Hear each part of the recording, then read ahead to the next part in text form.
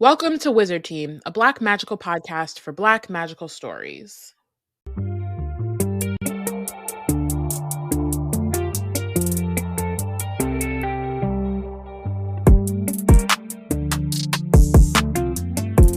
Hi everyone, it's Bayana, Robyn, and Porshèa embarking on a journey through the many fantasy stories written by and about Black people.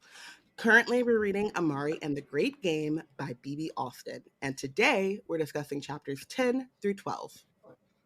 But before we get into that, let's let you know about what happened previously on Wizard Team. As we went through chapters that preceded this, we learned that Amari and Elsie were doing their best to get her back accepted into the Bureau. We know that she's been uninvited, and she decides that, instead of talking to her mom about, how the adults in the Bureau are treating her like a second-class citizen, she's going to just keep it to herself. And she does tell Jaden, but that is all happenstance because Jaden happens to need a ride and happens to be around Amari. So Amari is pretty much flying by seat of her pants on trying to get back into the Bureau, and whether or not she's going to let her mom know about the issue. Due to some social media influencing from Elsie and Laura, she is reinvited to camp, is only because they are able to make it hot online.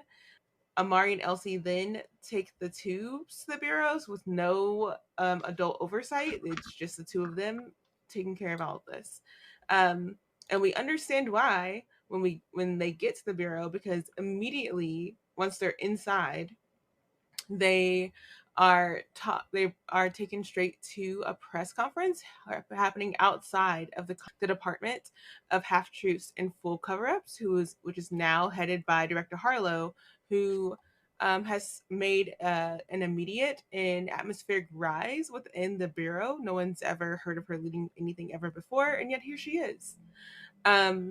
Amari also gets to see Quentin, which was what she initially wanted to do before her detour.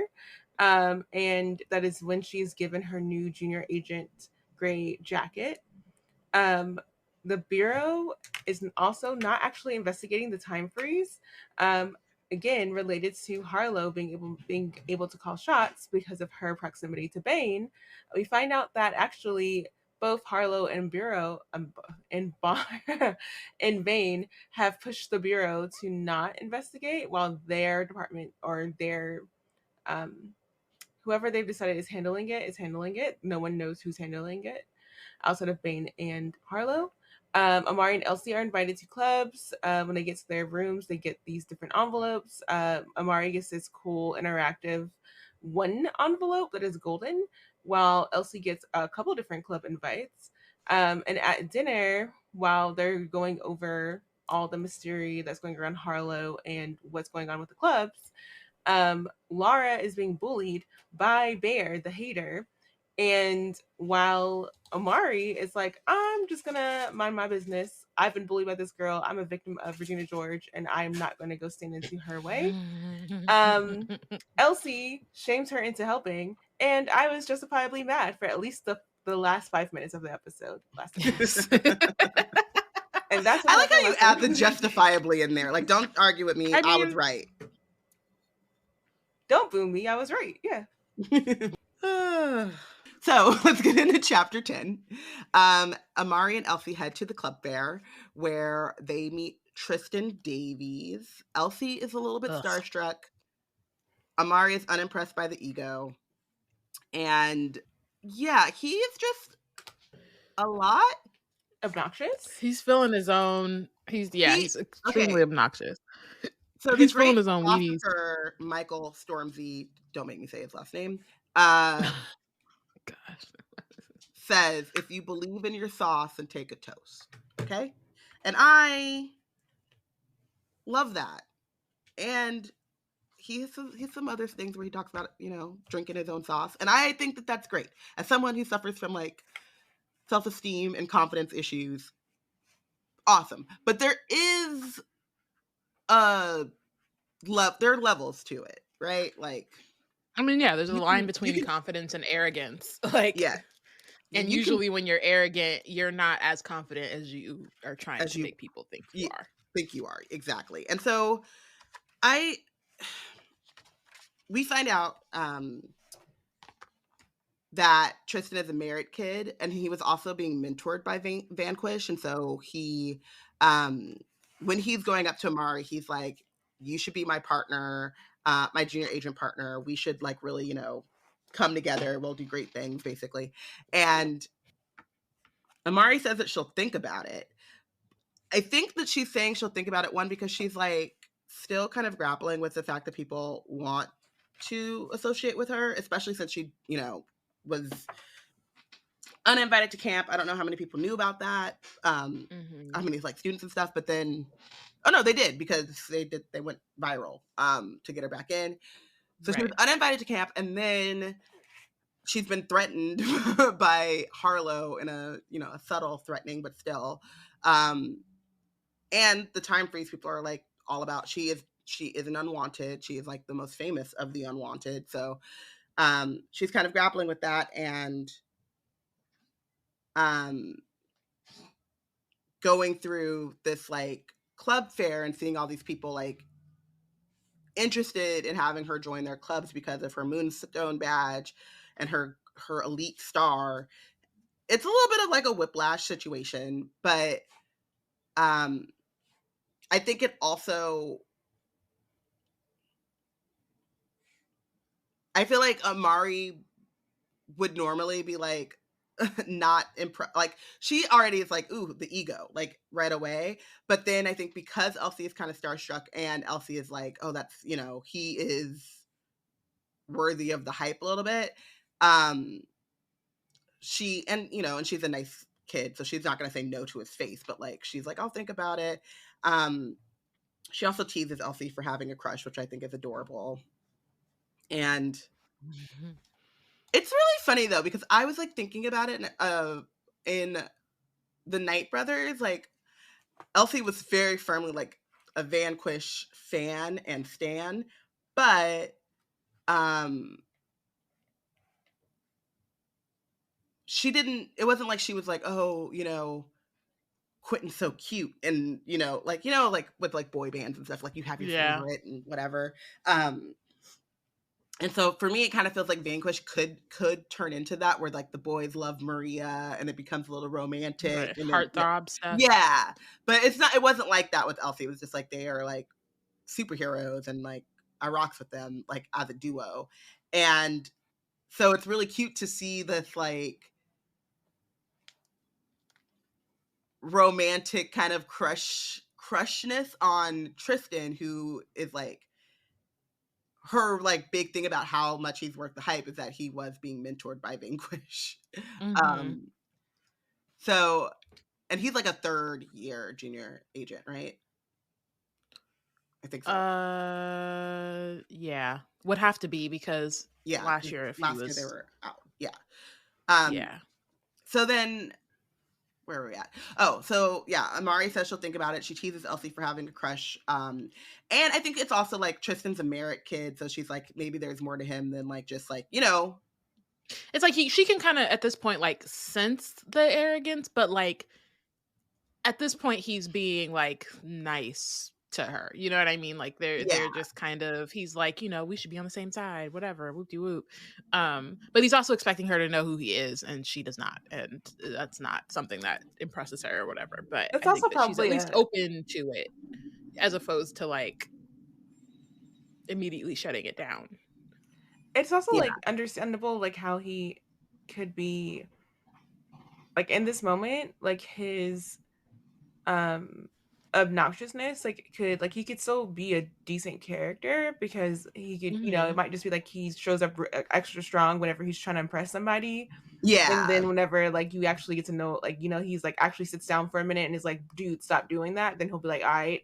Especially once he gets comfortable with you, he's not as crappy as like that. And then it's and she can't really tell, so she's like giving him a little bit of I think a partially benefit of the doubt, because he's been working with Quentin and Maria, and so she trusts her brother, you know, whatever. And I think also because she wants people to give her the benefit of the doubt. That's one thing about Amari that I really do like appreciate as a character, is that like she, and I want to get into this more, I think in like chapter 12, and but like she does not or she's very empathetic in the sense of like she understands what she's going through and then like does not want to perpetrate that on anyone else. Mm-hmm. And so is always trying to be very like cognizant of their circumstances and like what it would feel like to be in their shoes.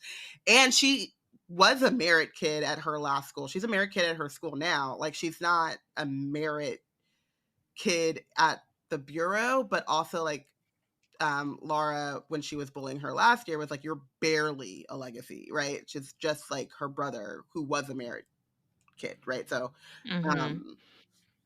she doesn't come from a long line of like bureau workers or anything too. So I think that's also a point in his favor.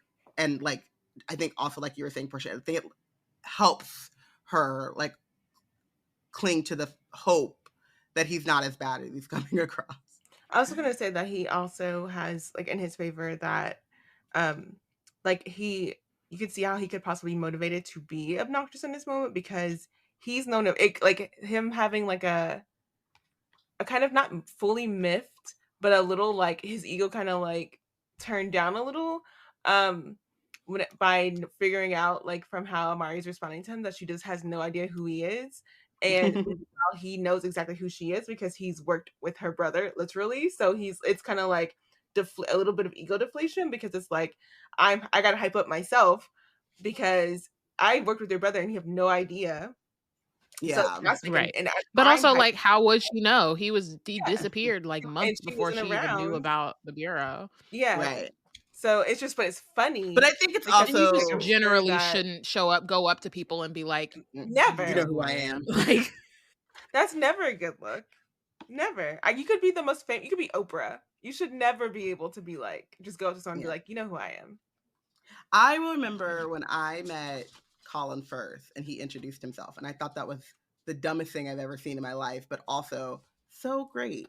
I was like, yeah. I mean, I know. Just because someone is well known in like some circles doesn't mean they're others. And I appreciate that when people are like, no, that's what I'm saying. I thought it was one of those things where I was like, sir. It's in some circles and also like it's also a thing where I was also too, had to remind myself like he doesn't know me and what Mr. Darcy and me and my relationship with him as Mr. Darcy. And if he did, that'd be weird. But he'd probably be like, I need to give her distance. I did that myself. I definitely ran away. But yeah, so and they're kids. Yeah. They're kids. Like they're not hopeless. No one's. I mean, and I feel like again, like when he's introduced, it's very much like this kid's kind of doing a lot, but who can say what will happen, right? Like he could end up being useful or like whatever. There may be more to him than what shows up in first impression. Right. Exactly. And first impressions are first impressions. Like I don't believe in the like you can't make a good second impression or whatever. So they do linger. That is the thing about first impressions. They do linger. They do linger. Yeah. They do. So she's like, another thing too is that she was very set on getting to the elite tent, and he's like in the way. And then he's like, oh, it's not open yet. So they decide that since the elite tent is closed, they should go check out some of the other student clubs. And I've decided that as I run through the clubs that they stop by, I will let you know if I would or would not join these clubs. Please let us know if you would or would not join these clubs. The fashion club. Maybe support. Sure. They put on, they give Amari, they're big fans of Dubois, Madame Dubois' fashions. Mm-hmm. But they give her a sneak peek at a jungle scarf. They just put on this white scarf, and Amari is unimpressed. And then the girl says, what's your favorite jungle animal? And she says tiger. And then the scarf becomes a tiger printed fur, lovely, warm scarf. And the club representative is like, any jungle creature that you can think of, you can ask the scarf, and then like you will get that print in that. It's not just print. It's like a fur. It's the fur. Yeah, it'll become like that fur shawl. But is it like that permanently, or can you continue to change it? Like you can continue to change it. I think the way that it's felt like to me. I don't think she said Yeah, more than, same. but it. So Which is great because it's like, if you you go might with not be your feeling tiger one day. It yeah, might need a Like or I maybe have you a got some regular really tiger cool Vanquish today. sneakers, Air Vanquishes that you want like it to match with or something. You know, You have like the Bengal tiger one day. You could have a Siberian tiger another day. exactly. right options. Options, but is a Siberian tiger is not jungle, so you can't, probably not. I thought about that too. I was like, why does it got to be I'm like, what classifies as of the jungle? jungle? Like urban jungle is also a Yeah. thing. Like Pigeon. Here you I go, want a pigeon. Porshèa. gotta play with the limitations. Stressing the limitations here. So I say sure. I'm not a fashion girly, but if you get sneak peeks into some of this stuff and it's pretty cool, and it's like interesting magic. Like that's one thing about like Yeah. fashion so far that we've seen in this series is that like the magic is really interesting in all of that fashion because it like deals with intention, it deals with like your like desire, like inner things that you may not even be like super clear about. And she says like bonus, it is cruelty free. None of these animals are hurt in the making of this scarf. The thrill seekers, that's a no for me, dog. No. They No, but on their time it does off, it gives Amari a little bit. It does. How dare on their time off they just go to these like spots that where they could die and just try it out. Some of the most dangerous, wild, interesting places in the supernatural world. If I were part of the thrill seekers, I'd be like their like documentarian, and I'd just be like, oh, like when you come back, you have to come to, you got to debrief with me, and I'll keep track of all, like I'll archive all the stories. I'll do that. Right. I'd be like the travel That's agent. the thrill is putting down the data. let me put together your itineraries and let me get deals with the other people, and then I'll see you when you get back. The Vanquish fan club, which I was like weird.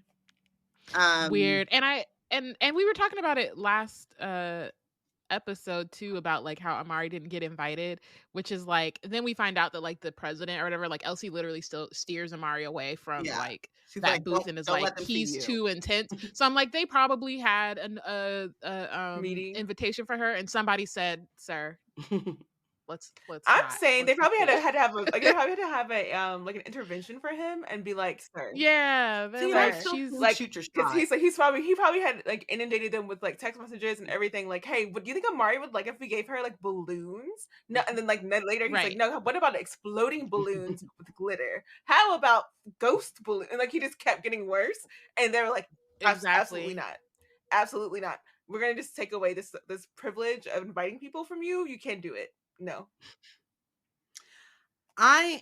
On the side of the president, I'm team shoot your shot. On the side of Amari, I am team run away as far and as fast as possible. So I feel like I understand why, like, if this dude is that like intense, I get why like they wouldn't want to put her in that situation.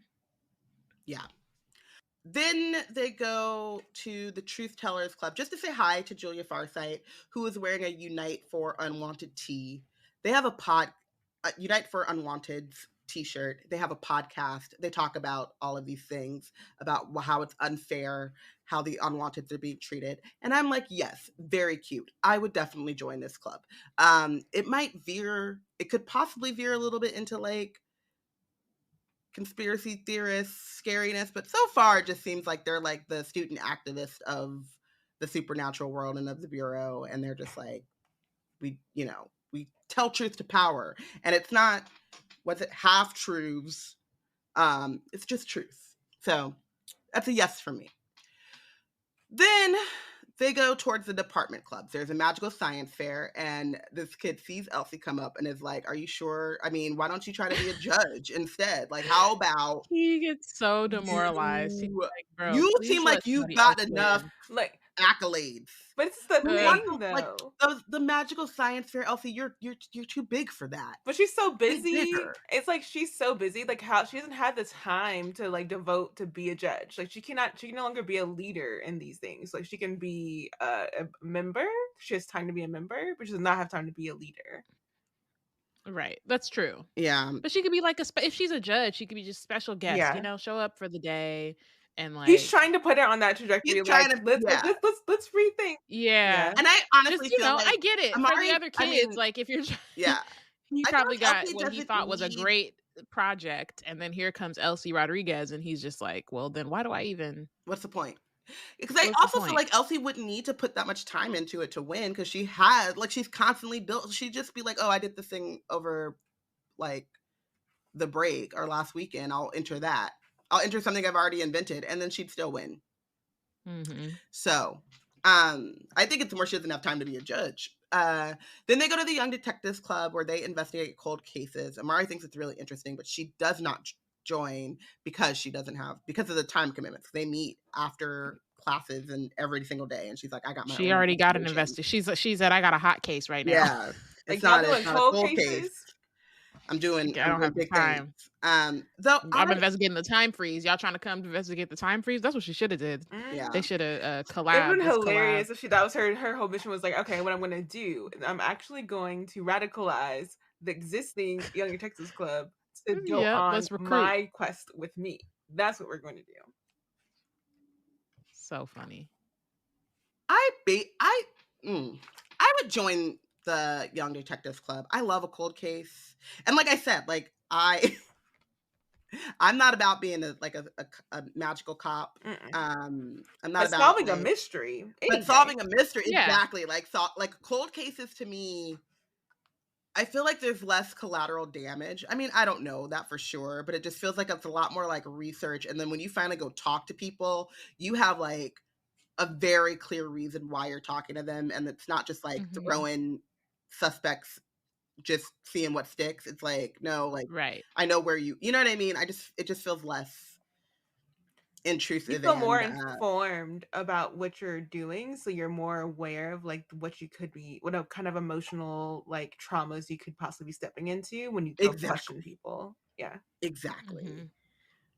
And there's something about just like whenever you go and talk to someone for a hot case, as Bayana termed it, like whether you're just asking them questions or not, like there's this level of like anxiety and or like, do I then are my neighbors thinking that I'm involved in this somehow, which I find to be very gross.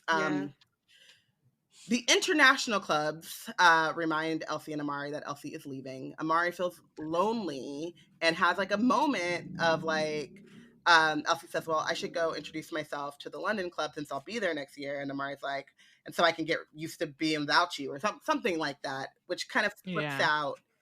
And then they're like, ooh. Do not want to know what her aura colors were at that moment. Yeah. Yeah.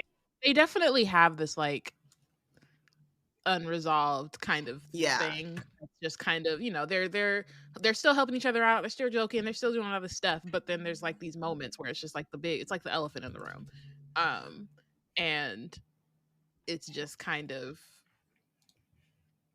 and I think it's one of those things where I don't know how to say this. Like, I think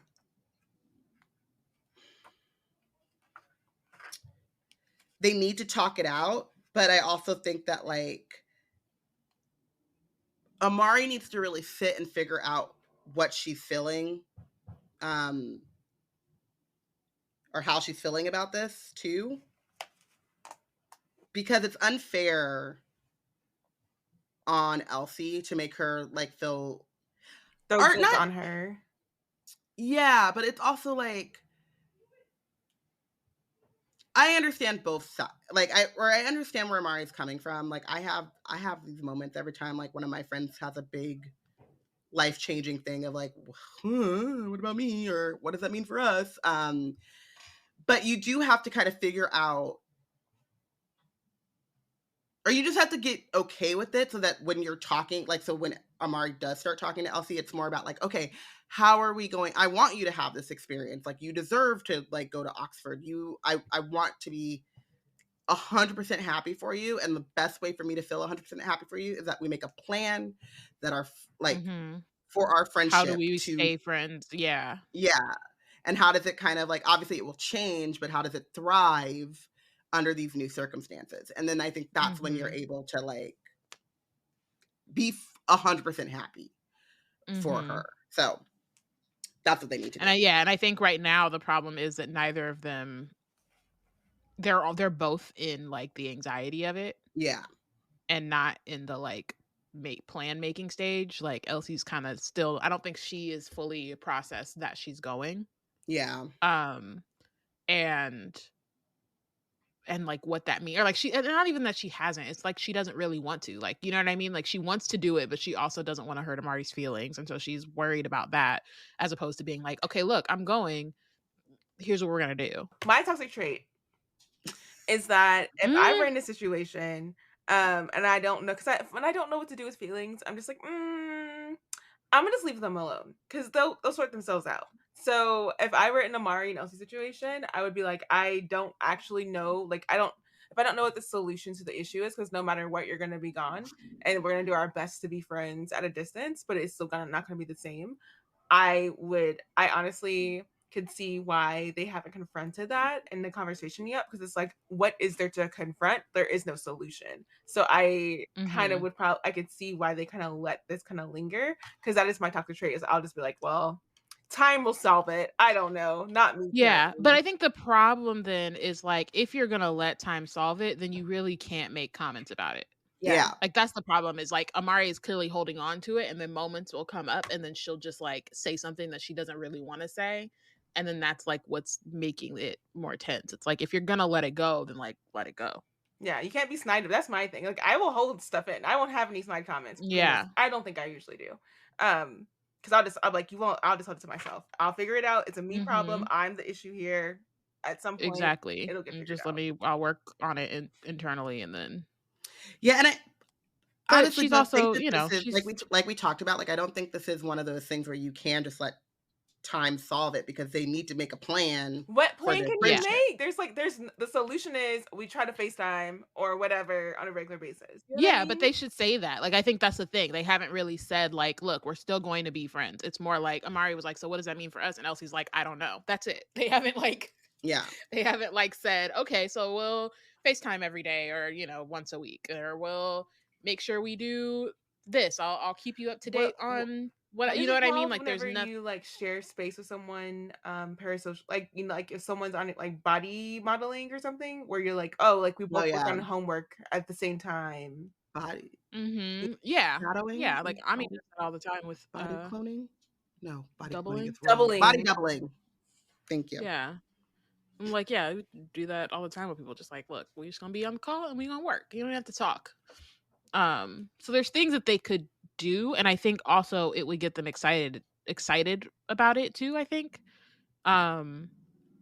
you know, change is not fun, but I think there are ways to make it so that you're not upset all the time. Yeah. But I think what I'm saying, my toxic trait is like, and while I'm in the midst of the feelings and I don't know what to do with them, I'm just gonna hunker down and not say anything. I'm just like, sure, yeah, same. I'm gonna figure this out on my own. It'll be okay. Yeah. We'll see. Okay, so then Elsie goes to say hello to the London Club, and now she's over there introducing herself. The Elite tent opens with it is very dramatic. The lights go down. Harlow is on the loudspeaker talking about, you know, in a world. But it's like the dang tooth fairy from Shrek 2. Exactly. The paper star on that Amari has pinned to herself, that was her invitation to the Elites Club, like sparks up into the sky. So it does for every other elite, our new elite member, I guess. And then they're told to like come to the back where their tent is now open so they can, you know, meet and be elite. And so then it's just so like, it's just too much. It's honestly so much, but like I have a lot of thoughts about this. And so then they go there. Harlow, Chief Crow are there. The heads of every single department and deputy heads and some like Amari thinks like retired influential people from the bureau are all there clapping for these kids. Tristan tells Amari, because he's also there with his star, that he's already told Fiona that they would be partners, and as a gold star elite member, you can choose your own partner. And Amari's like, oh, okay, I said I'd think about it, but cool. So yeah, it just kind of brings up for me like a little bit of consent, which we'll also get into in the next chapter. But like, Amari told him that she'd think about it, and he told Fiona she's his partner. And I just feel like, as someone who hates group projects anyway, I hate the idea of having one partner throughout the summer. I understand like they work in partnerships and like that's a thing. I understand why, but I personally think it would be more useful if they like switched partners for every task or something, so that not only do you get used to working in a partnership, but you can see who you work well with and why, and you're not just stuck with someone who's not going to do the work. Especially when you're at a junior level, when you're like someone like me, who is going to do the work at the last possible minute and be asking you questions at 2 a.m, and you're like, if you would have started earlier, and I'd have been like, my brain doesn't work like that. So yeah, I don't like it. So then Amari gets singled out. They talk about like how everyone who was invited has done, has set themselves apart and has done things. And then Amari gets singled out as single-handedly stopping Dylan Van Helsing and saving the Bureau and the supernatural world. And Director Van Helsing is looking at her, sneering. You could have called. Sir, you could have stopped the call from inside your own house. And yet, the black girl, how are you not sitting there about this world, had a better capture of your children, had a better read on your children than you in your own house. How are you giving Amari the stink eye instead of having your head down because not one but 2 of your children were outed as magicians, and one of your children is now a murderer? Like, you were the lead. Federal prison. Your child is a murderer. No, because you have to keep the bigotry. The hatred keeps his soul alive. It keeps him going. It's his energizer battery on the back of his. He's the bunny, and that's the battery in his back. It's his hate.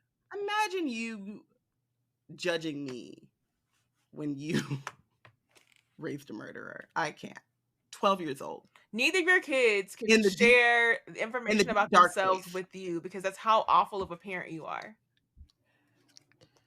12 years old in the depths of darkness, or whatever the name of that place is. In the deep dark. Not even in the prison. Blackstone. No, he's not in the Blackstone. He's sightless, sightless depths.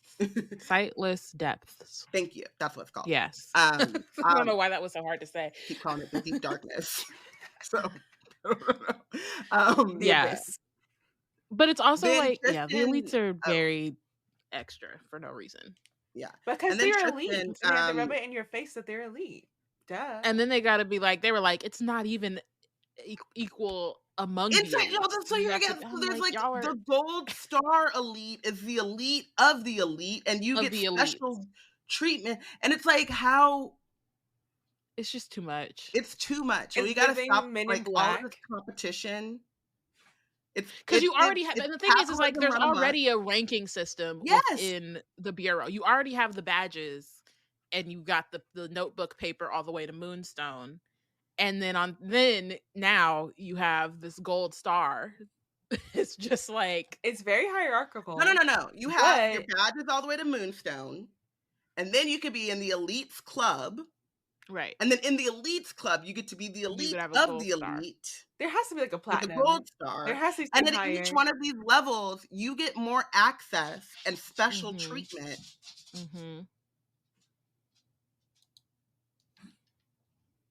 It's too much. I was saying it gives Men in Black because of the best of the best of the best, sir. And I love that. Like, what would Will Smith like, or like his character is whatever agent, whatever, but he's Will Smith. What would Will Smith do in this like situation, right? Like, I feel like he would clown them for how dumb this is. He'd just be like, we're the most elite of the elite of the elite, sir. Like all these gold stars, all of this. Like he would just, this would be funny from his perspective, I think. Or like even Jaden possibly would be a fun person to bounce this off of. It's ridiculous at this point. Like it's crazy. It's ridiculous. It's really so much. So then Amari gets the gold star. Tristan has a literal fit and then storms off. That's the other thing. He had the gold star last year, so he was all like, "Yeah, you're gonna be my partner, and it's gonna be all cool." Like he was, it's so like condescending and like fake, fake benevolent or whatever. Like, yeah, it'll be cool. You'll stick with me, rookie. Now all of a sudden, she got the gold star, and none of that matters. Now you're mad. He had no one to compete with last year. It sounds like Amari was doing stuff, but she wasn't an agent yet. And Maria and Quentin were like unavailable. So you only like when you can excel without someone there to actually push you. You don't actually like having to be pushed and be competitive with someone who actually might be a problem for you and being able to maintain your spot. Like that is scary to you. Yeah. And also, or to have someone that he can quote unquote compete with only if he knows at the end of the day he's going to win. It's under his own, like, never on the same level as him, like no actual competition. But also, so this is my thing too. It's like when I was talking about him being a merit kid, I like, what kind of kid is he outside of camp, like in the regular world? Because you have to, so to earn a merit invitation to the camp, you have to do, like, save an old lady or do something heroic, right, and spectacular. And he gives me the arson firemen who like start fires so they can take them out and be the hero. You know what I mean? Mm-hmm. And so I'm wondering, like, what was his merit thing that got him into the bureau? That got him into the bureau, and does selflessness not play a role in that, or like humble? I mean, I could obviously it doesn't. I mean, yeah, we don't really know the backstory but like I could also see his head getting big once he's in the bureau. Yeah, we also don't know if he knew anything about the bureau beforehand. So like, it's not like he was trying, right? Because it's not like he did it to get into the bureau. Right. No, I'm not saying he would. And it's not just heroic, because I think you can also have really good grades, or like, you know what I mean. Like you can have it. You just have to be like pass the test or something. I'm not saying he did it to get into the bureau, but I'm saying like he could have done something to get attention, and that attention led him to getting invited into the bureau. And like, he just has that personality to me of like, look what I can do. Or like, not even look what I can do, like the humble, like, oh, I'm just doing my part, but like making sure that everyone looks at you while you're just doing your part. Like doing a good deed, but then capturing it on Instagram. So yes, exactly that. So Van Helsing congratulates her while also threatening her to not investigate the time freeze, and very clearly not really happy that she's there. And Amari's so funny because she was like, she immediately just tells him that she's gonna investigate the time freeze. Yeah, she does not care. She's just like, oh, I mean, she's like, that's cute. I'm gonna give you a heads up. Like I tried. You had plenty of time to help me last year. You were my obstacle in every turn. Yeah, I'm gonna give you a heads up. I recognize that you've made a decision, but it's a silly, stupid decision, and I've elected to ignore it. So then he storms off. Chief Grow comes up and congratulates her, and then she's like, "Well, let me, go." And then I love the part where she's like, "Maybe I'm being a little bit too heavy-handed." Like, yeah, girl. Chill. Maybe, perhaps. She's like, it's weird they won't let you investigate, huh? Really, girl. And like Chief Crow is like giving her a hug, and it's like very clearly like has a soft spot for Amari, but like, she's going around and congratulating everyone for being in the elite club, like gold star or not, but she spends a little bit more time with Amari, and Amari just, subtlety. The better We're option working would have on been like, can I be like, I know that I'm supposed to be a junior agent this year and like do all the training. Cool. Perhaps I could be a clerk for you. So that way you gotta put something in her head for like, oh, keep Amari close. Amari gets to get close to the person most likely to get in the chain of command that she can get close, the highest up ranking person she can get close to and get inside information from. Because she can't get close Instead to Amari was like, she can't get close to Harlow. So how get pushed close out to are Chief you? Crow. How much information do you have? Are you pissed off that you're pushed out? But if you just infiltrate, you could simply find out that information without asking anybody. You could just get the information. You could just be Amari there. said, I have a summer, Porshèa. I don't have time. I don't have time. They're straight. The quickest, what is it? The shortest distance between 2 points. That is the shortest distance. You would be in the room where it happens. You would fucking literally lad. be there. She said, no, I don't have time for that. While like her like subconscious is like, girl, chill. Like the Elsie on her shoulder is like, yo, settle down. So then she goes up to or Chief Crow is like, please don't do what it very much sounds like you're doing, but like says it in a way of like, I cannot protect you against Bane, like as opposed to like Van Helsing obviously like threatening her. Chief Crow is just like, I do what I can for you, but like I couldn't even stop you from getting uninvited. Like I cannot protect you against the deputy prime minister. So chill, please. Then she sees Dr. Focus. This is my favorite part of this chapter. Ridiculous. I do not remember Dr. Focus from the first book. She was there. She said something. I'm sure she was. Was she in the director meeting where we first? Yeah, when they I think we first got found out she was deterred a by the magician. director who had his head off because I think that took you on a whole tangent. She was there in the director's meeting, and she was also trying to be She was trying to do the same thing.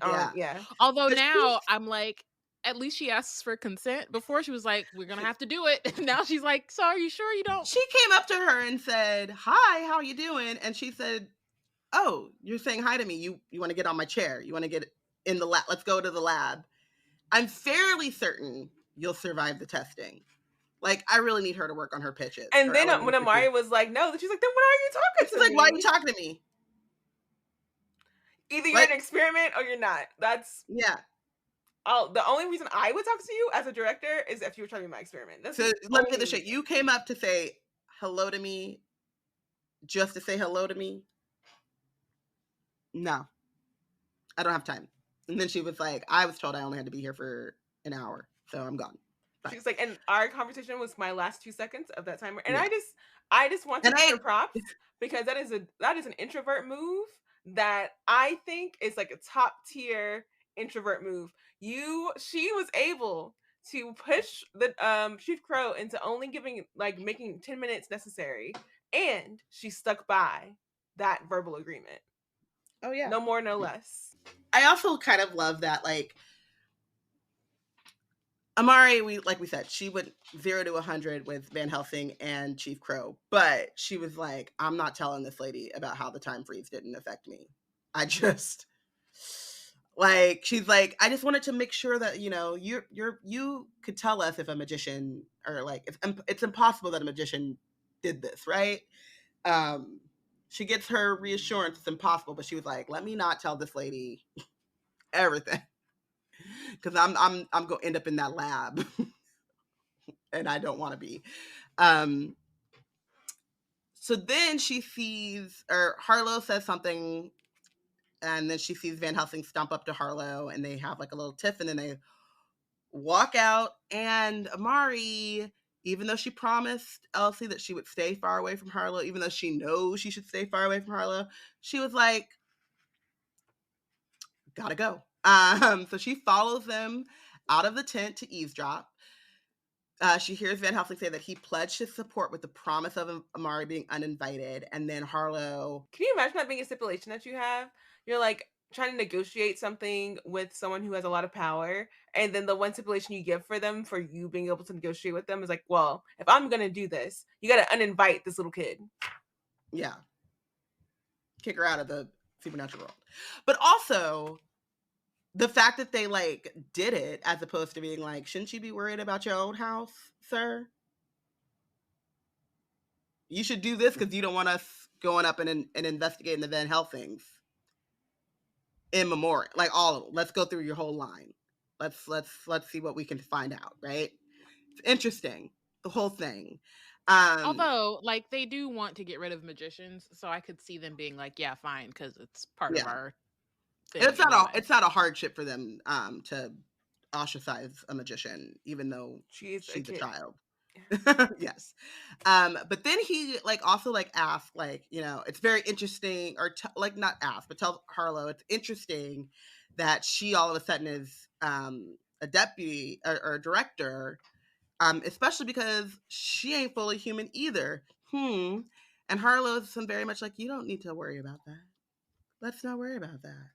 Right. And we're about to see, I think, as I'm reading it, Amari doesn't know, but I think we're about to see what Harlow's super secret supernatural ability is.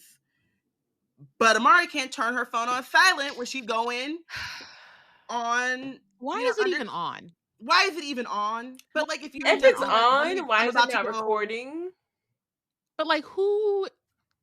When she said the ringer on, when she said that is true. Why is it not on true. vibrate? That's very true. I never have my ringer on. To be fair, I did not put my phone. Used to have my phone on ring and vibrate, and it wasn't until like I had like a salary positions where I would like turn my phone on full vibrate, no ringing. Like I used to have it on auto. Like if it's like work hours, it would not be on. But then anytime that's outside of work hours, it would ring. So yeah. Some people just like ringers. But like my dad's ringer is on, and it's on very loud. My mom's ringer is very loud. My mom too. I'd be like, so loud. I mean, why is it so loud? Why does it give me anxiety every time it rings? But also, like, why is it on? But then, like, why is it up as high as possible? But my thing is, if you're about to go you're about to, what is it? Some subterfuge. You're about to do some subterfuge. She's not a super spy. She said her brain said, Elsie said I shouldn't follow them, but I got to do what I got to do. She doesn't have her instincts built up yet. Phone. Turn it off. She hasn't watched as much mysteries that we've seen. Stealth mode. She doesn't know what that is. No. She can't even do stealth mode of asking questions. Do not disturb level even. Stealth mode. That's base. Just put it on do not disturb. And then she's fumbling around with her phone. And I'm like, okay, this is urban fantasy, right? Like what we said, it's based on this, like, if she was not in the supernatural world right now, she would be in Atlanta. Like I could get a direct flight from Delta, from San Diego to Atlanta, and then roll up to the Wood Projects and be like, Amari, what up? It's our Atlanta. It's our time period. I know that she doesn't come from like money and all this stuff, but like, side button that hoe. She's like fumbling around trying to turn it off. Like just a quick, you know what I mean? Like they've made it pretty quick to like. She couldn't turn around. She couldn't turn around and walk off. I would walk off. I would just like, whoop. Literally, I'd be like, gotta like, and gone. Stop the ringing before you try to turn off the ringer. You know what I mean? Like she's like trying to go into settings. Like, girl. It's good for that. Too late. Side button that hoe. She looks up. Obviously, Harlow and Van Helsing are just peering down on her like, oh, come on. Why you ear hustling? And then she comes up with they were looking for you, Director Harlow. So I volunteered to come and grab ya. Van Helsing stomps off. Nobody buys this, but he's just like, whatever. I can't be around this magician child because I hate her guts, even though I'm a fully grown man and she is 13. I have nothing better to do. Not like I need to have a whole family I need to fix or anything. Like my standing as a director is in any. Even sharing air with Amari Peters is an abomination to me that I cannot stomach. So then Harlow, it's like, we're friends. Anytime a grown up is telling you and repeating that they are friends with you when you were 13, run. Leave. Immediately. Not that I don't know that any children are listening to this podcast, but It's a PSA. If you're listening and you have a child in your life or near you, just pause. Go get the child. Pause right here. Pause it. Go get the child. Okay. Back. If an adult tells you multiple times, hey child who's adult is listening to our podcast. Hello, I'm Robyn. Nice to meet you. If an adult is telling you multiple times that you are friends, this is an adult who you are not related to, who you have not grown up with, even if you are related to them. Or you have grown up with them in your vicinity. And you have grown up with them. If they call you friend multiple times, run. Absolutely not. Yeah. Not only run, tell a trusted adult that they did that. I'm like, I tell Ami all the time that we're not friends. I call Ami my best friend. That's why I was like, if you're not related to but her. I feel like but I also think it's different. Like to be like, oh yeah, bestie, whatever. Like, fine. But like, we're friends, right? No. Me and Aminata are best friends with some very severe stipulations. It is conditional. I love her unconditionally, but our friendship is conditional as fuck. Sorry. Okay, child, give the device back to your adult and go about your business. Okay, bye. That is wild. It just and it should have given. It's sinister. It's very sinister. You already know. So you already know, like, oh, she's not about to say anything. Yeah. So then Amari is like, yeah, okay, sorry, I was eavesdropping, but I just want to make sure that, like, I'm just wondering why the Bureau isn't investigating, and I want to just make sure that, like, something is being done about this time freeze. I'm very interested in this time freeze. And Harlow tells Amari to think about, like, when the Bureau has been taken off of investigations, or when the government has come in and, like, taken over. The Bureau is the government. I don't know, like the Prime Minister's office or whatever. I don't know how they delineate it, but they're two separate entities. And Amari is like, well, usually if someone inside of the Bureau or inside of Supernatural Investigations is a suspect in having committed it, and she's like, ding, ding, ding. And so Amari's like, oh, our Bane, I'm just calling him Bane. He ain't my prime minister. Thinks that someone at the Bureau caused the time freeze. And then Harlow's like, girl, I already told you, I do not let the truth get in the way of a good story. The public wants it to be a magician because that's what makes sense. And so they don't have to be afraid of a new and different big bad. So that is what we are going to give the public. And then she threatens her again. Amari has been threatened like 3 times in an hour. Mm-hmm. By adults. Yeah. And I just needed to stop. That's the end of chapter 10. But Harlow is not one to mess with. It's very, I will say, like, obviously spoilers a little bit, but I like that she's very clearly not great and you still aren't sure if she's, like, behind everything. You know what I mean? Like, you already don't like her. You don't know that she's behind the time freeze and all that kind of stuff. But she's just a sinister person. It's pretty exactly. So, but it's not. But it's like she could be sinister separate from that, right? Yeah. Like, but if you're like it could still be somebody else. And this is like a genre that's not new to you or whatever, about like fantasy and like mystery a bit, like as it's a mystery, not even a fantasy. And you know how like mysteries always set up like the primary suspects are going to be like outlined for you within the first like 5 chapters or so, if not sooner. Then you kind of like you're like, I know she's in my suspect pool. She's the bigger. Yeah, she's suspicious, but it's not like, oh, it's definitely her. Especially because Bane is still a question mark around, and like Van Helsing is trash, and like, you know what I mean. There's all these people who are like not. And Cosmo could have been lying. Who knows, right? Like, it's all very so many sinister. And very much so. I think more than anything else, it's just like Amari needs to be even more cautious than before. I feel like in the Night Brothers, like, her investigation and her overarching thing was to like find her brother, and people were like, you're a magician, this is suspect, but like, that's your brother, of course you want to find out what happened to him. And I also weren't like, you're behind it, right? Because she clearly did not know what was going on, right?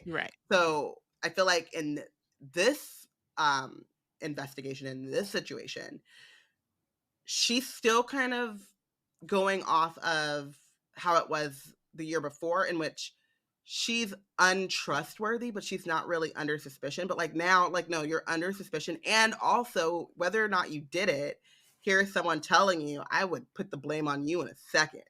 And people will believe me. And she's in a role of authority where she can do it. Like, she has everything she needs to get it done. There's nothing stopping her but her own wants or needs to do it. Exactly. And so it's like,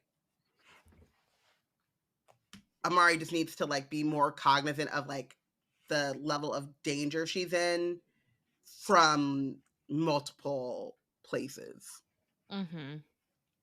But she's 13. She's trying.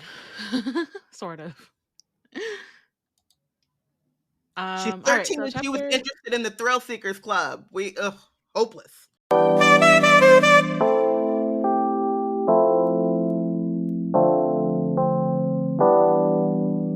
We're so excited to bring you all kinds of nerdy and creative content, but we can't do that without your support.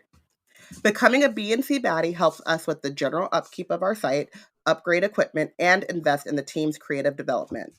Go to help out your favorite nerds and stay for cool perks like monthly live streams, behind the scenes, and bonus content, and more. If supporting Black creators sounds like your bag, you can sign up at www.patreon.com/blacknerdscreate.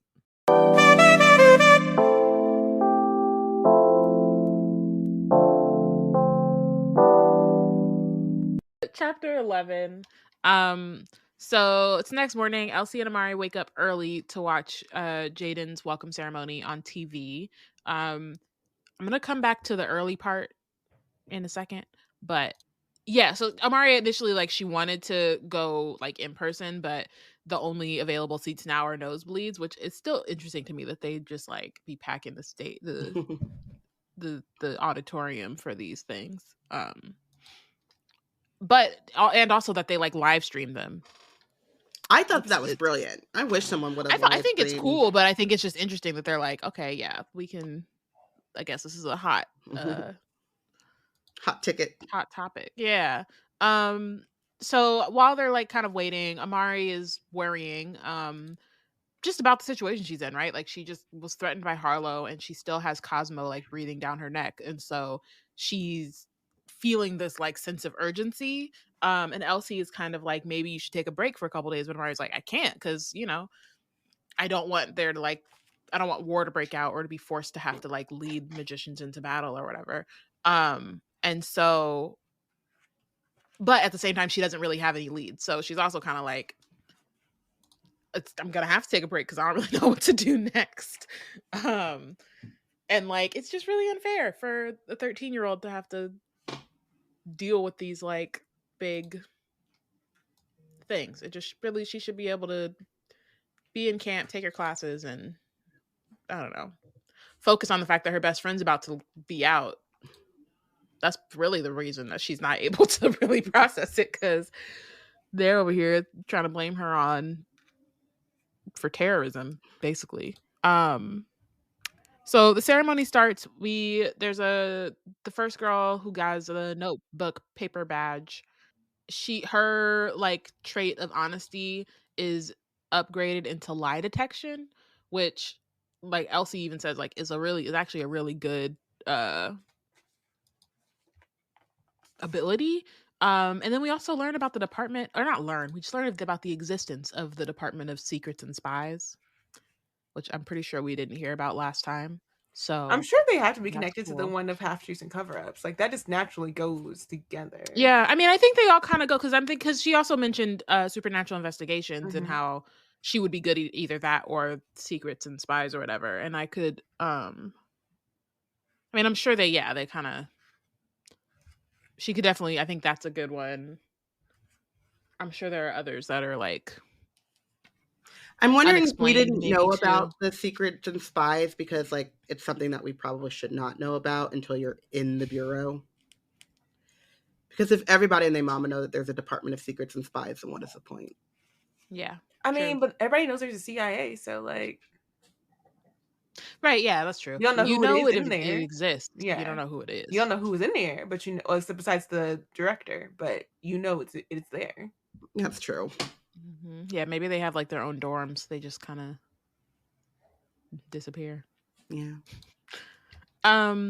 So then the next kid is called up, but then the ceremony is abruptly canceled because by Harlow, who comes over the what's it called, the comms, and is saying that they'll be testing all the trainees to make sure that they aren't magicians before they touch the crystal ball. And could they have not done that before the ceremony?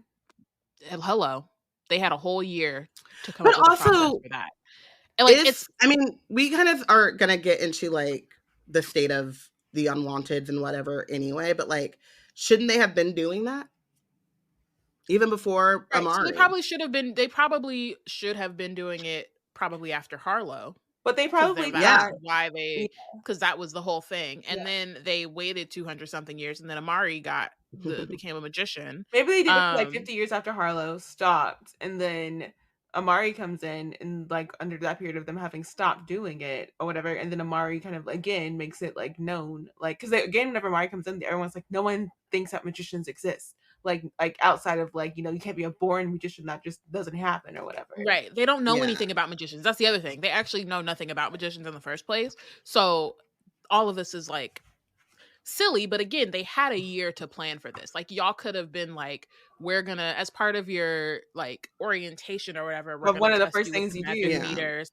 and then we'll move from there. or even if they're like but admissions like interview or whatever, like whenever. That's what I mean. Yeah. They could have done that, and instead they're making a whole spectacle. You got all these people probably off of work to come and see their kid. You got freaking press. Like, you see what their magical there. ability is. You have press there. You have people watching on television. You let one kid get their magic ability, and then are like, "Oh, just kidding. No, we're gonna stop." Like, you could have been did that. You had all this time. That is just inept. ridiculous. Yeah. But it's inept, but it also feels like it feels inept. But it's also like a show of power. It's intentional. Yeah. Yeah. It's like we can keep people on their toes. We can stop this at any point. Yeah, exactly. We can change the rules whenever we decide to. But and also putting resources, and we can inconvenience you. Right, and it's also like putting because they have not had this in motion until just now, or maybe the day before or whatever. Like, it's also like shifting people's focus and like resources, right? Like, they should be focused on solving the time freeze. Now they're focused on testing these like children to see if they are born magicians.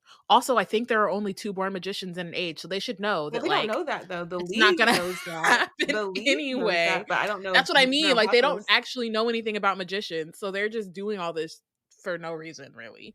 I was gonna say the thing that gets me is that like if I were a villain, I would never want people to be able to write off my villainy as like me being incompetent. Like, that would just make me like, I don't want to have a personal record of incompetence when I want you to fear me, or like, you know, to like to be out of. But I think that's why part of it, like, it could be read as incompetence, but it could also be read as like. But I think I don't want to leave any doubt. Like, this is leaving doubt, and I'm like, this is not, again, right. That makes it more incompetent. Like, for you to not. Like, they could have they could have started this process, even if they didn't start a year ago. They could have started this process after Bane did his whole like speech. But the other thing though is that Dylan proves that if you are a magician, you can hide it, because right.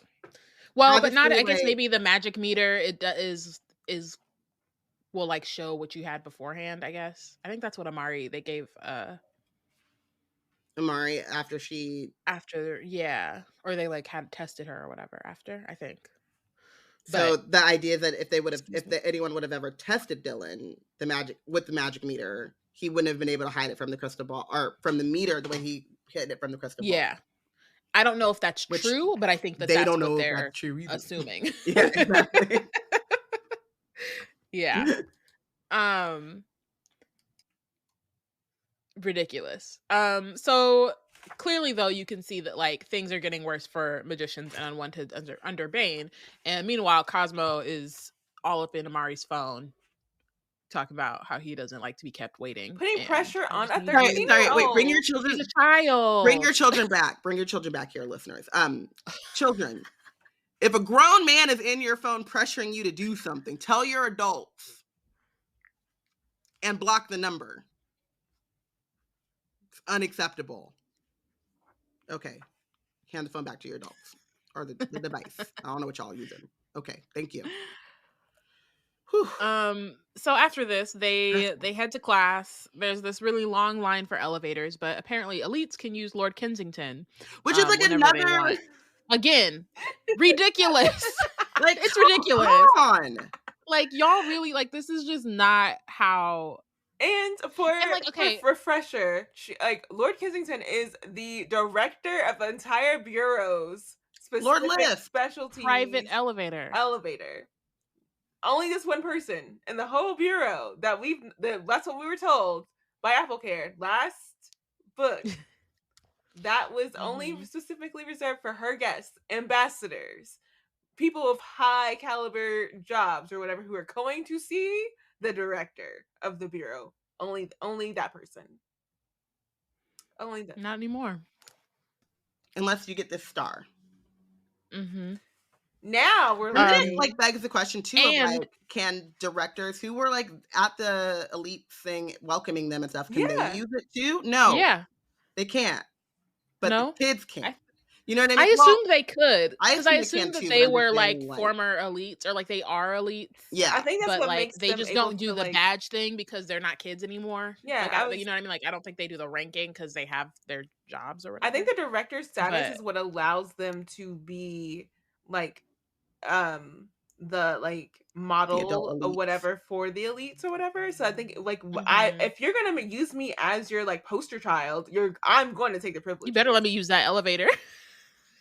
I'm just saying like because of what I think that it, you know, we just didn't find this out until right now, but what we were told by AppleCare last year was like no one, so not even like directors or whatever, but like but it's still ridiculous. It's ridiculous. And then Amari can't bring Elsie because then everyone will want to bring their friends, and then if everyone uses Lord Kensington, then it's not special. Like, then you know what that also brings up to me though is that then you stop being friends with the non-elite kids. It's on purpose. And they just become your followers. It's because like, why would so we kind of had this thing happening. It's kind of very similar, actually. So my parents and my brother, they all got, what are they called? I have it right here. Sentry passes. So a sentry pass, when you live by the border, it allows you to go through a special line because like border crossing in a car can take up to like 4 or 5 hours. Like you just sitting there trying to get across the border. So sentry pass, you have to go through this whole thing. It also gives you like TSA pre-check, like when you're flying and stuff. But so when I moved back here, my parents were like, welcome, get a sentry pass. And I was like, okay, whatever, you know, I'll get it when I get it. They're like, get a sentry pass. They will tell people, because also when you're driving across the border into Mexico, like every single person in your car has to have a sentry pass, even the baby. Naya had to go get a sentry pass. So my parents will tell people, oh, you want to go to Mexico? Well, do you have a sentry pass? Okay, well then you're going to have to like rent a car or something and we can go and then you can drive yourself and we'll meet you when we meet you. But we are not like, we will not go to Mexico with anyone without a sentry pass. So like you know, if Bayana and them come, like, why would they need a sentry pass? They are never going to be in a place where they're driving across the border. It's a very Southern California, Texas thing. Like you live at the border, you're like working or, you know, commuting or it's something that you're going to go to often, then you should get it. it's very much like, okay, well then if you don't have one, I'm not going to engage with you or do this thing with you because it's an inconvenience to me now or whatever. So if you don't have an elite star and you can't ride the same elevator, then like, I'm just, I'm not going to waste my time cultivating or maintaining this friendship with you because we are on different levels. Right. It also It's gross.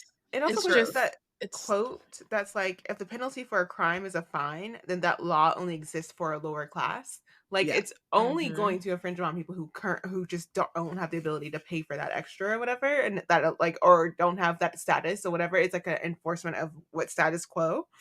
And I also think it's, my thing that I took from this was that it was just funny that we're breaking down everything that Amari learns from a conversation that she has with a junior curator from the Department of the Unexplained.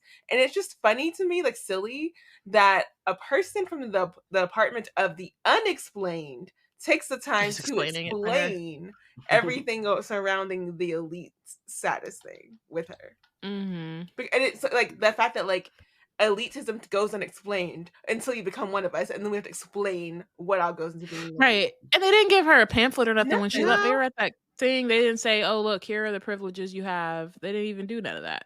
They're just like, "You got this badge." And it you can-" also like disincentivizes. This is like a thing about like our society and elitism that I hate as well. It disincentivizes them from just fixing the system that makes the Right. elevator such a hassle in the first place. backed up. Mhm. Yep. So Amari's like, "Okay, it's fine. I'll just wait in line with Elsie." And Elsie's like, "It's okay. Maybe next time." Or no, Elsie's like, "It's okay. You can go if you want." And then Amari, this bitter baby, she goes, "Because I should get used to you not being around." That's the second Ma'am. time and 2 times you've been out in Ma'am. public with Elsie. Nice. Y'all need, first of all, y'all need to have a conversation. Second of all, you can't snap at her when you're the one who gets the privileged elevator access. Like, she's just trying to be like, it's okay because you can do the thing, not because you're gonna have Yeah. to. This has nothing to do with Oxford. Like, If and it's she not were her being fault. saltier, I could see her say like this. If she really had a reason to be pissed at Elsie in this moment, I could see her saying something like, "No need. I'll get used to being by myself once you're gone." You know what I mean? Like, she could have said it saltier. If they were in an active If they were in argument, an but they're not actual even. argument. They're Yeah. just chilling. It's like Yeah. 7 a.m. Ma'am, this is an elevator bank. Like, relax. So then Elsie's like, "That's not fair." And Amari says it and doesn't even mean to say it. Like, she doesn't even want to say that. So it's like, girl, just, Her We need you to subconscious real is feelings kicking off your her chest. ass right now. it's really, she's having a hard time. And then Amari notices, so she apologizes, and then she notices an elevator that's open and there's no line to it. So she's like, "Ooh, what's going on over here? How If come there's no you're- line to here?" And if- I'm just like, context clues, ma'am. It's like when you get on the train I just want to and say, you notice that nobody is on this train car. if You don't you're get on on the the train. Maybe you don't need subway, to be either. if you're on the subway, you're in a subway station, you see the train pull up. There's 2 cars on either. There's 3 cars. The 2 on 2 of the cars, the one on the left side and the right side, they're completely full, like standing room barely, and there's an empty Mhm. car in between them. Don't go in that empty car. No, Go. There, people are crowded in those other For 2 a cars reason. for a reason. Do not go into that empty car. no. It You're is not special. empty. You're not gonna. Like, you You're don't not want the. You're that. not the exception to whatever Right. is keeping people away. No. So then, yeah. So Amari and Elsie learn this because they end up on this old ass Well, unretired elevator. I will Which, say, like, why did they unretire I love Baker? his name. I do. And love why it. do they I have love old Buford. elevators? Like, this is AI, isn't it? Like, y'all Yeah. couldn't upgrade Buford. Upgrade the Like, system. I know. But I love. Is he just I love this- resistant to change? Like, he's just like, nope, reject all updates. Yeah. Right. Well, it's AI, and I wonder if they have a certain level of free will to accept or decline their updates. Anyway, I don't like it. I don't like the elevators anyway. But anyway, I do think, though, it's worth mentioning that Amari snapped at Elsie, and then Elsie's like, "I don't know. There's a reason why no one's in this line." but she's trying to like maintain the peace. Mm-hmm. And she doesn't know why no one's going to that. She doesn't know that it's Buford, right? So she goes along, but she is skeptical the whole time. And if Elsie wasn't, if there wasn't such tension, I think Elsie would have like stood her ground a little bit more, or spoke up a bit more. Yeah. But she wants to appease Amari and get back to like peace. And so they end up in Buford. And Buford is incredibly slow, and until he falls asleep and they're in free fall. And it's funny because preceding the free fall, she was like, can you go faster? And he is like, excuse me? And then he goes into this whole diatribe about like the kids today always in a rush. But it's just hilarious that like she like I be careful what you wish for, because it's like you wanted to go faster. Not this way. Also, he was like, I am speaking up. Right. Like, and asking them to speak up, and then Elsie speaks up and he's like, don't yell at me. Like, he is just crotchety. It's ridiculous. Like, this is the whimsy we're here for, except that he's AI and falls asleep and then they're in free fall. Yeah. And then they make it all the way to the bottom of the bureau and have to wait for another elevator. Find another elevator to take them to their actual, because they passed their floors while they were in free fall. So they're late, both of them, to their first day of class. Which is another thing too, is like, then, I mean, they have a moment, but like Fiona calls her out on being late, and it's like, I had to wait in a bank of elevators because the elevators are inefficient. Wasn't everyone not late? That's my question. It's like, what was, like, if everybody was waiting, like, what was... Well, not everyone is late, but a good chunk of people have to be late so that the people with the good elevators can be on time. Right. It's just not a good system. So Amari gets to class. She finds, and she's not like super late. Like, class hasn't started, but everyone else is in their seats when she gets in. But before she gets inside, she finds Laura sitting outside of the door alone. This is also confirmation that she is a junior agent, although we still don't know how that happened. And Amari's kind of like, oh, are you hiding? And Laura's like, because Amari asks if she's hiding, that's when she like jumps up and is like, I'm going inside. Like, it's fine. She's trying to act like she's cool. So yeah, so Fiona, once they get in, Agent Fiona tells them where to sit. Laura is all the way in the back because they were not expecting her to be in the class. Although, I will say, like, yes, you still have to figure out what you're going to do with her, but it's not like Dylan would have been in that seat. So it's not like it's not like you're missing, it's not like you're having to add an extra person, you're just replacing someone, if that makes sense. Like, logistically speaking. I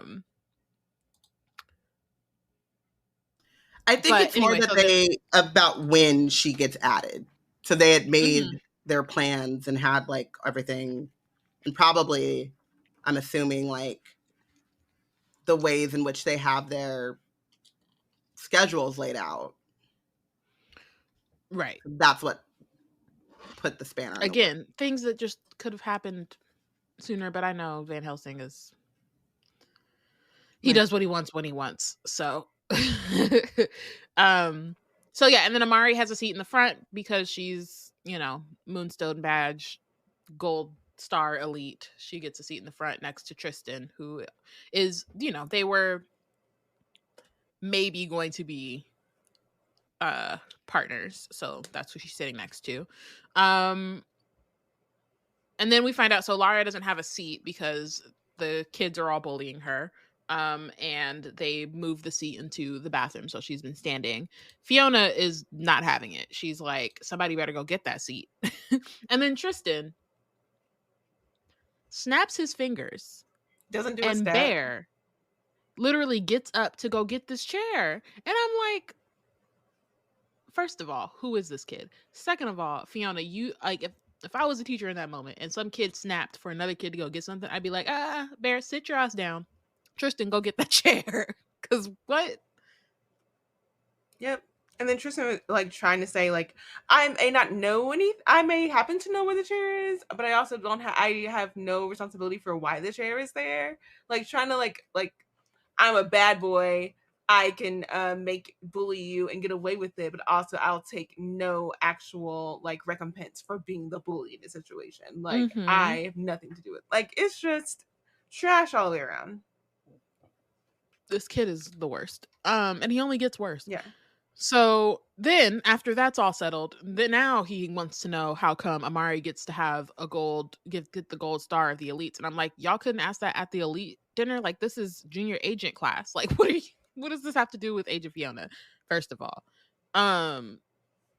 So he's trying to figure out why Amari gets the gold pin, because it's only technically you're only eligible, like trainees aren't eligible to get it. So then it means Fiona and Amari have to kind of explain how and when she became an agent, which is, you know, when Magnus gave her badge, and then Van Helsing took it, and then she was reinstated again at the end of the summer. So because she was technically a junior agent at that time, she was able to be eligible. And so then of course Tristan can't say nothing about that. But then Amari, obviously at that point, what he's trying to argue is like kind of commensurate to her taking down the Night Brothers and Dylan, is that he single-handedly took down a whole herd of mist monsters in a famished forest. So that's what you're sir, you do know sir. Euro was under siege, right? Yeah. Like I feel like levels. There are some things that are scale. The scale does not not to be hierarchical in the way that y'all are already being, but oh, isn't that cute? He stopped some mist monsters when single-handedly, you know, she saved the supernatural world. Yeah, one is clearly more important than the other. So you know, again, after all of this, after Tristan goes and like shows his entire ass, Amari's like, all right, I actually do not want to be partners with this dude. Like this is not going to work out. We're not, especially because again, like it's a partnership, right? Like you have to be able to trust that this person is going to have your back, and she can't trust that because he's salty that he doesn't have the gold pin. And so instead, because she has the gold star, she's able to like choose who her partner is going to be. And so in deciding that she doesn't want to be Tristan's partner, she ends up choosing Lara as her partner. Which I love when petty gets in the way of like clear thinking, because she immediately says it, and then it's like, oh shit. That's why like I think that would have been a good opportunity for her if she like had more experience, whatever, to like use like what you said earlier, Robyn. Like I elect to not have a partner and instead have rotating partners all year long. That's what I will be doing. I will be auditioning for my partner. Like my partner will be and like, but I also think that like I feel like that would be difficult just in the sense of like logistics. There's only so many kids in this class, and part of it is like solidifying somebody who you know will have your back the whole time, as opposed to like trying people out the whole time. I do like, she also like, doesn't really have a lot of choices. It's not like she has friends in the Department of Supernatural Education. Exactly. Like, who is she going to be with? And Lara is very clearly, I think, so it's interesting because I think on the one hand, she's very much like not thinking, or not that she's not thinking, but she immediately is questioning her choice because of her history with Lara.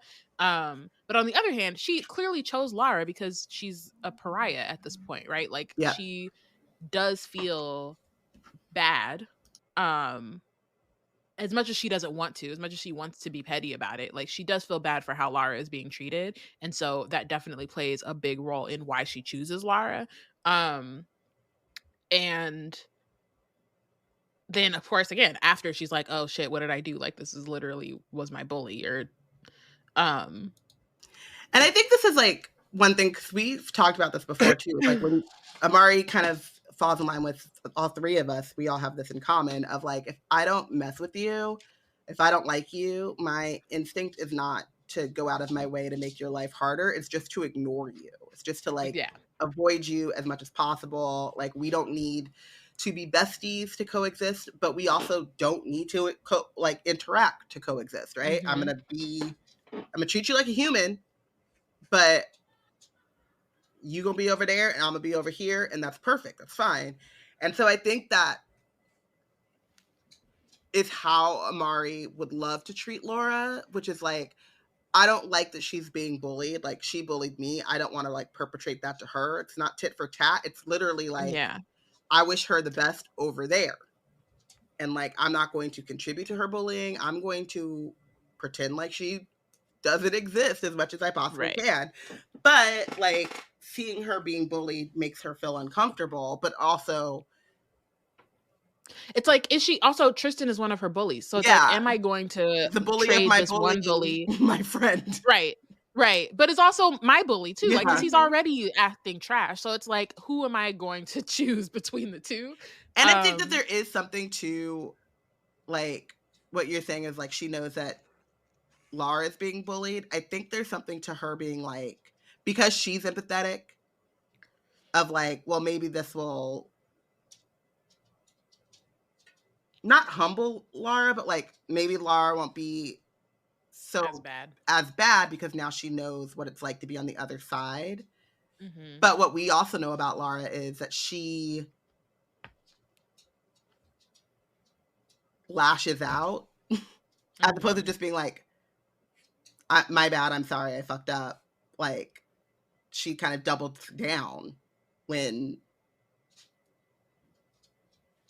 Amari and Elsie go to help her in, like, what was that, chapter 2 or whatever. So, yeah. No good choice. So, you know, it was kind of like when keeping it petty goes wrong. But now Tristan is a hater and partnerless. So that's what happens when you do clownery. So then Fiona gives them all their schedules, or she has them pull up their schedules. So it's basically, they all have these laptops. They hit the letter S and then their schedule will pop up. So this is where I want to go back to the fact that Amari and Elsie woke up early to watch the welcome ceremony, when their first class, which is the one they're in now, roll call and announcements, starts at 7:45 a.m. I would die. So what time is early? What time is this welcome ceremony if you're waking up? And those kids in the ceremony aren't even like experienced with the Bureau. Those are their first time at the Bureau. So you got them up at 6 o'clock. Because of course the welcome ceremony is going to take a minute. It's a lot of kids. You got these people up. I would die. To be physically in the auditorium and to watch on TV.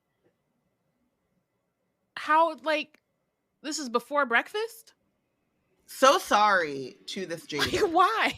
So sorry to this Jaden. Also, I just realized that Jaden has the same name as Jaden, the dog I'm dog sitting right now. Anyway, I wouldn't even have tried.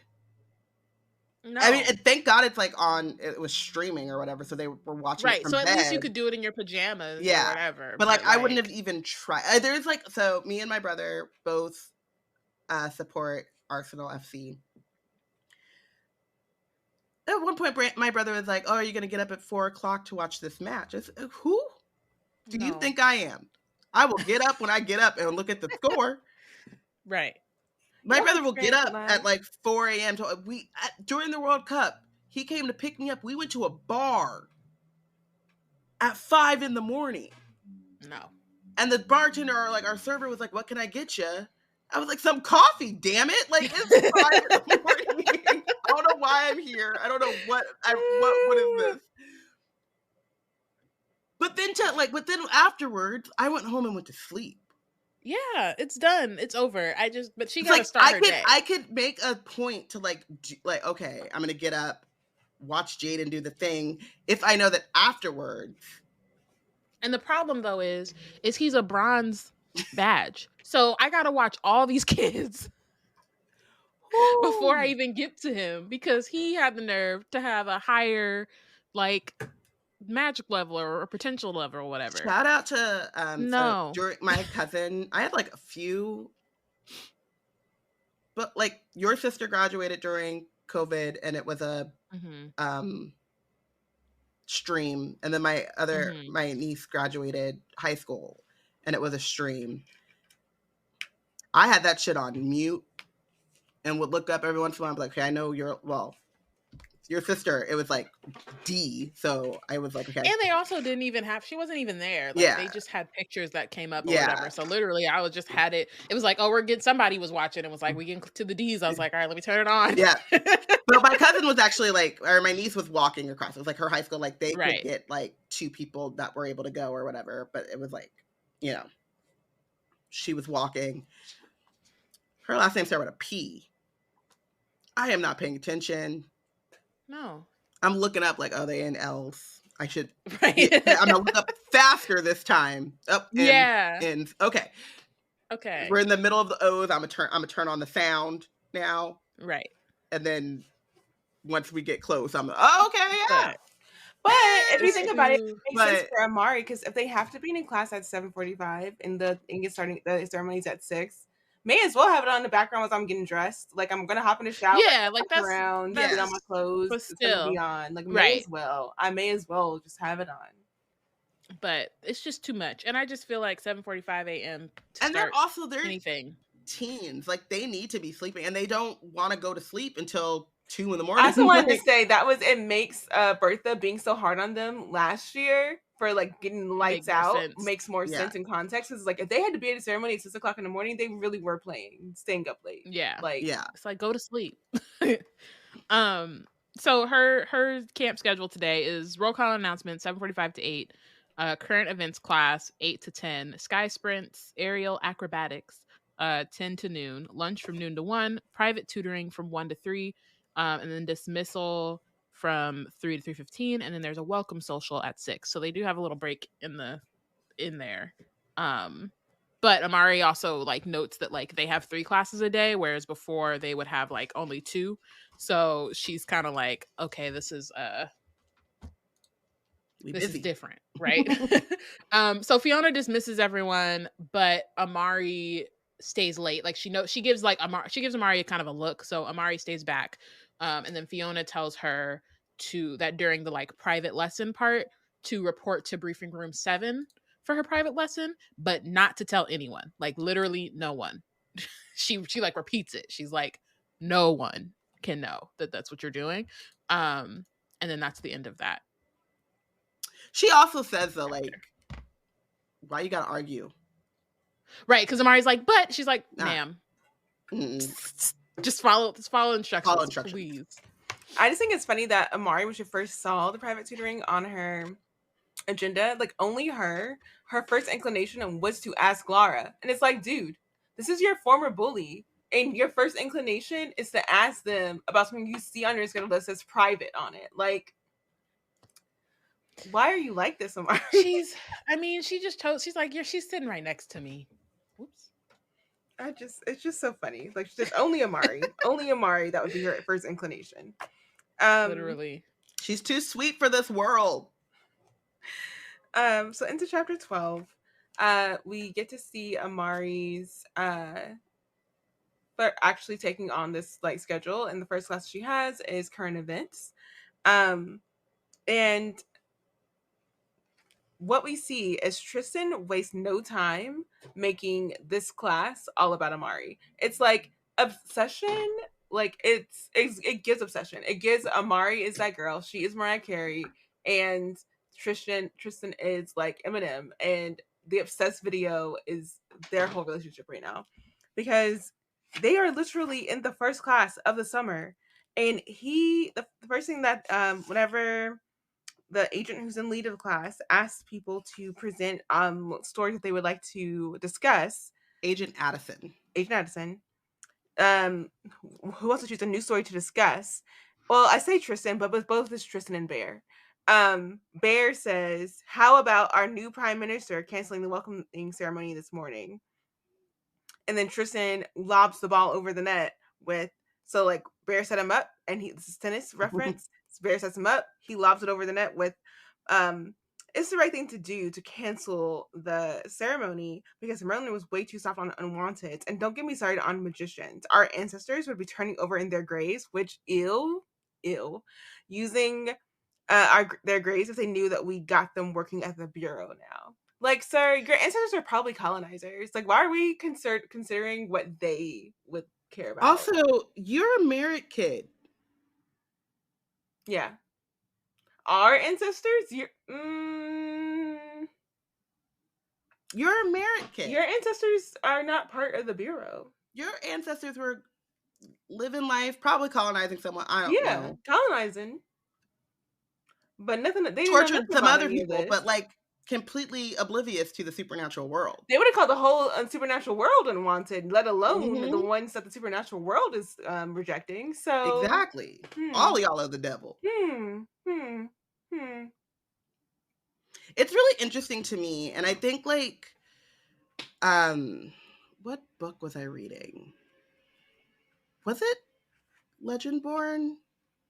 It might have been, where we talked about this, where it was like you're introduced to this new world. Yeah, it was Legendborn. We were talking about like, you know, Bree gets introduced to this new world, but she's learning about it through the people of the Order, and so she like takes on some of their beliefs like unknowingly or without unquestioningly. Right, the right way to say it. And this like gives me that same thing of like, Tristan, how do you have such strongly held beliefs about unwanted? You've only been here for a couple years, 2-3 years. Like, no one that you know was impacted by this war because you didn't even know the supernatural world existed, let alone like your family did. Right. So wouldn't you feel, and like, obviously like you've come here and you're shining and like everyone loves you, you're performing well or whatever, but wouldn't you have some level of like understanding or empathy for people who were out on the outside? No, because he's trying so hard to fit in. He's Van Helsing. You gotta like Junior. You adopt the elitism and you reject anything that screams non-elite, and that therefore you fit in. And like don't look at me in the fact that like I just got here. Yeah, look over there. Right. Diversion. Yeah. So this whole conversation. I want to give a moment to anyone else who's been in a classroom where a conversation is happening about something that is directly affected you or your people, and they talk about you like you're not there, and the conversation is happening, and you are like, I do not want to, like, I didn't bring up this conversation, therefore I was not in a place to want to talk about it, and yet y'all gonna keep talking about it as if no one in this room is here, and then whenever you have a moment of pause, you're gonna all turn and look at me, and now I'm expected to answer to this BS conversation that I didn't even try to bring up in the first place. I will say, and I ended up I wanted like note two things. Like it's really messed up too that like Professor Addison or whatever is like Amari, but I did like something you want to say. She opens it up to like, what do you want to talk about? Which I think that was actually the problem, because like, I don't know how long she's been training kids or whatever, but she should have known that you give the children an opportunity to ostracize or bully, and they will. But she very much takes on, it is current affairs, and so like it does matter, but she takes a very like neutral, not even neutral. I don't even think neutral, because I think she is pushing back on like their, like you said, like Barry said something, they lob it up. That is a neutral. That is a very like straight line. Like if you talk to like a Switzerland kind of point of view or perspective or whatever, of like, I'm going to entertain. I'm only going to. It's not like it's like tolerance, but it's still like you're looking at the people who are the perpetrators as if they have. She's not rebuking them, and she's not like pushing like that, telling them that they need to stop talking. She's literally on like, well, they said their words, let's give someone else a chance to say words. She's not like actively, she's not saying you're wrong, stop it. Right, but she does tell him to like respect his classmates. So that's, it's like tolerance. Sort of. It's not quite exactly it, but it is like, okay, but you're not gonna say some like straight up out of pocket stuff to somebody who's like literally sitting here in the room. But like that's kind of, it's like, I think she's just like setting. I'm not saying that as a defense. I'm just saying that she's like partially there, but not. Well, I think setting boundaries of like, if this is against the rules, I'm not gonna let you keep talking. I will put you out of class if you do something that's against the rules. Like, I'm not gonna just let you use the space as your time to talk. but she's also being quote unquote neutral, and that she's not saying that what they're saying is bad. And I took it as like,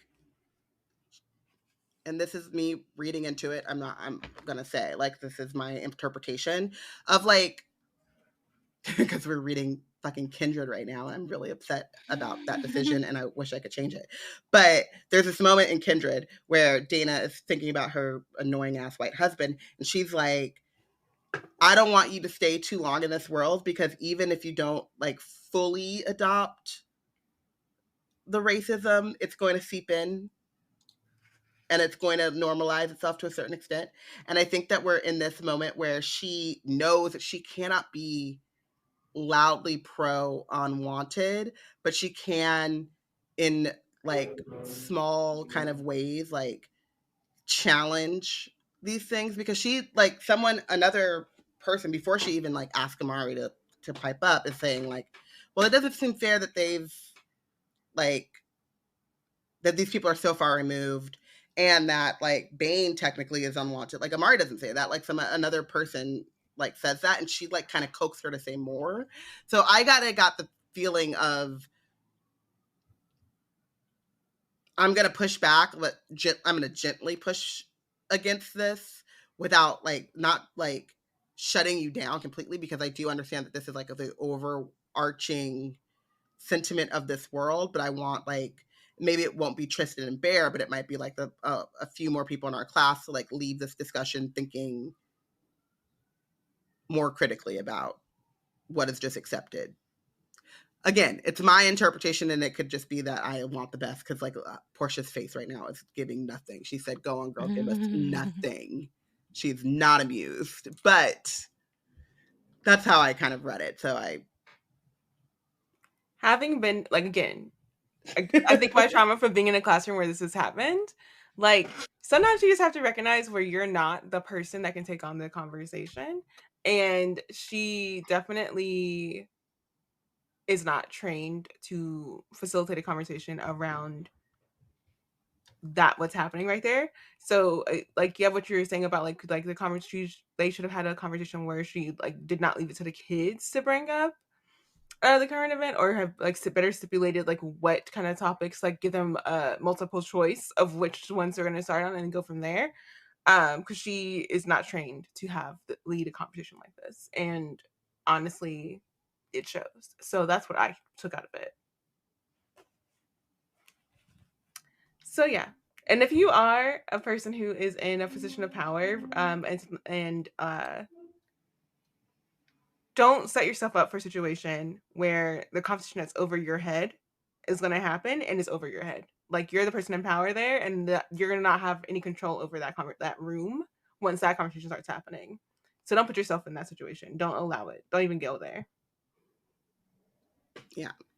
That gets more responsibility on the people who will be affected as well as you. Like, that just, and if you save everybody. For some reason still find yourself in that situation, don't grasp at the person who is the most impacted to answer the all educator. The problems. Yeah, no. Or to be the spokesperson of the marginalized voice. Yeah. And while the conversation does happen, and like you said, there is someone there are agents in the room who are like, you know, a bit, again, we talked about the audience thing, how there's like people who are base, people who are opposition, and that moderate in between, and we see that there's moderates in the audience. It's just like a little, it's entirely frustrating. And the Amari, what she does say is like, she brings up like the fact that the hypocrisy of it all, because Bane is a wraith, and then Tristan tries to make a point that like, well, he's not a real unwanted because he once was a human, and it's like, are magicians not humans? So it's just like this whole crappy crap, like making stuff up for being a bigot.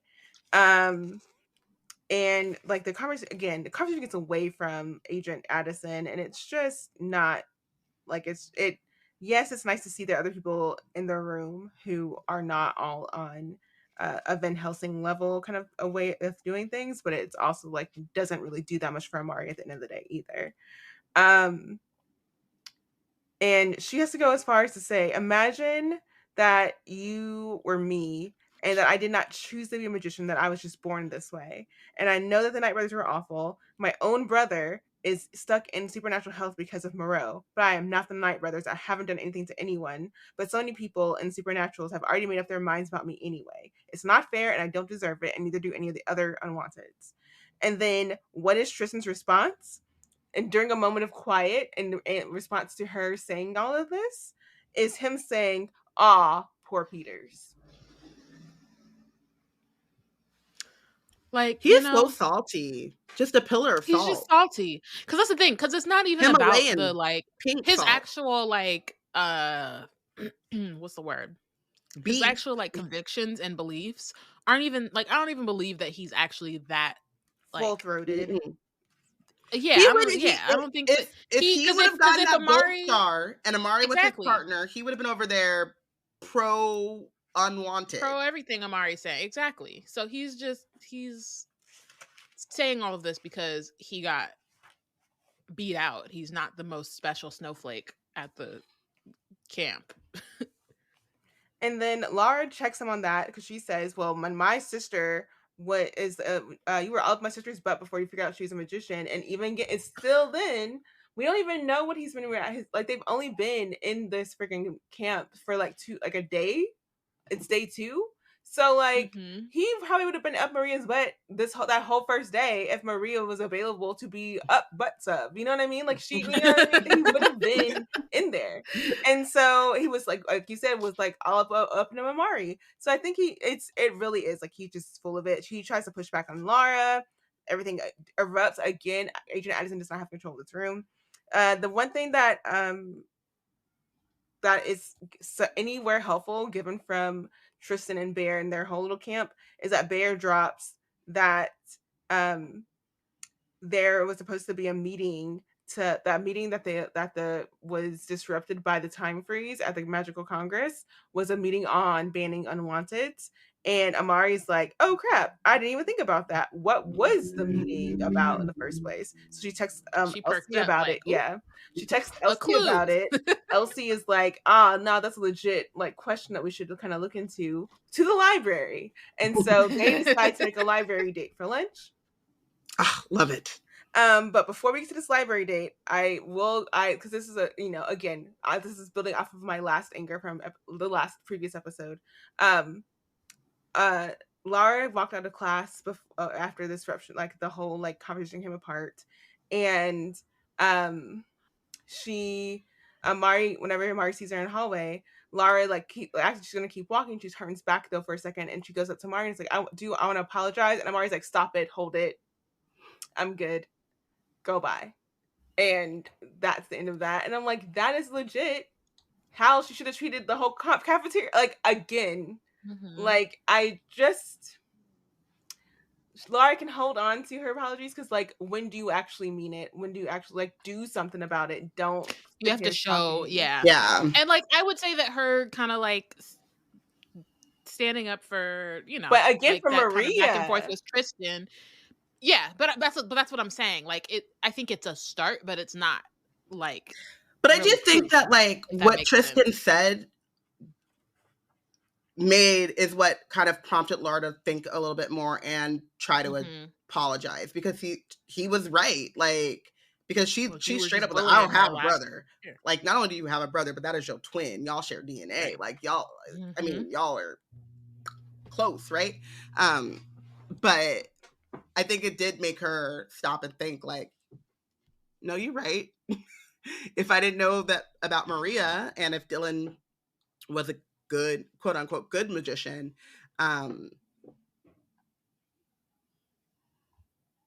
would I, I did treat Amari the way that he said. So, right. But she's gonna have to do a lot more than.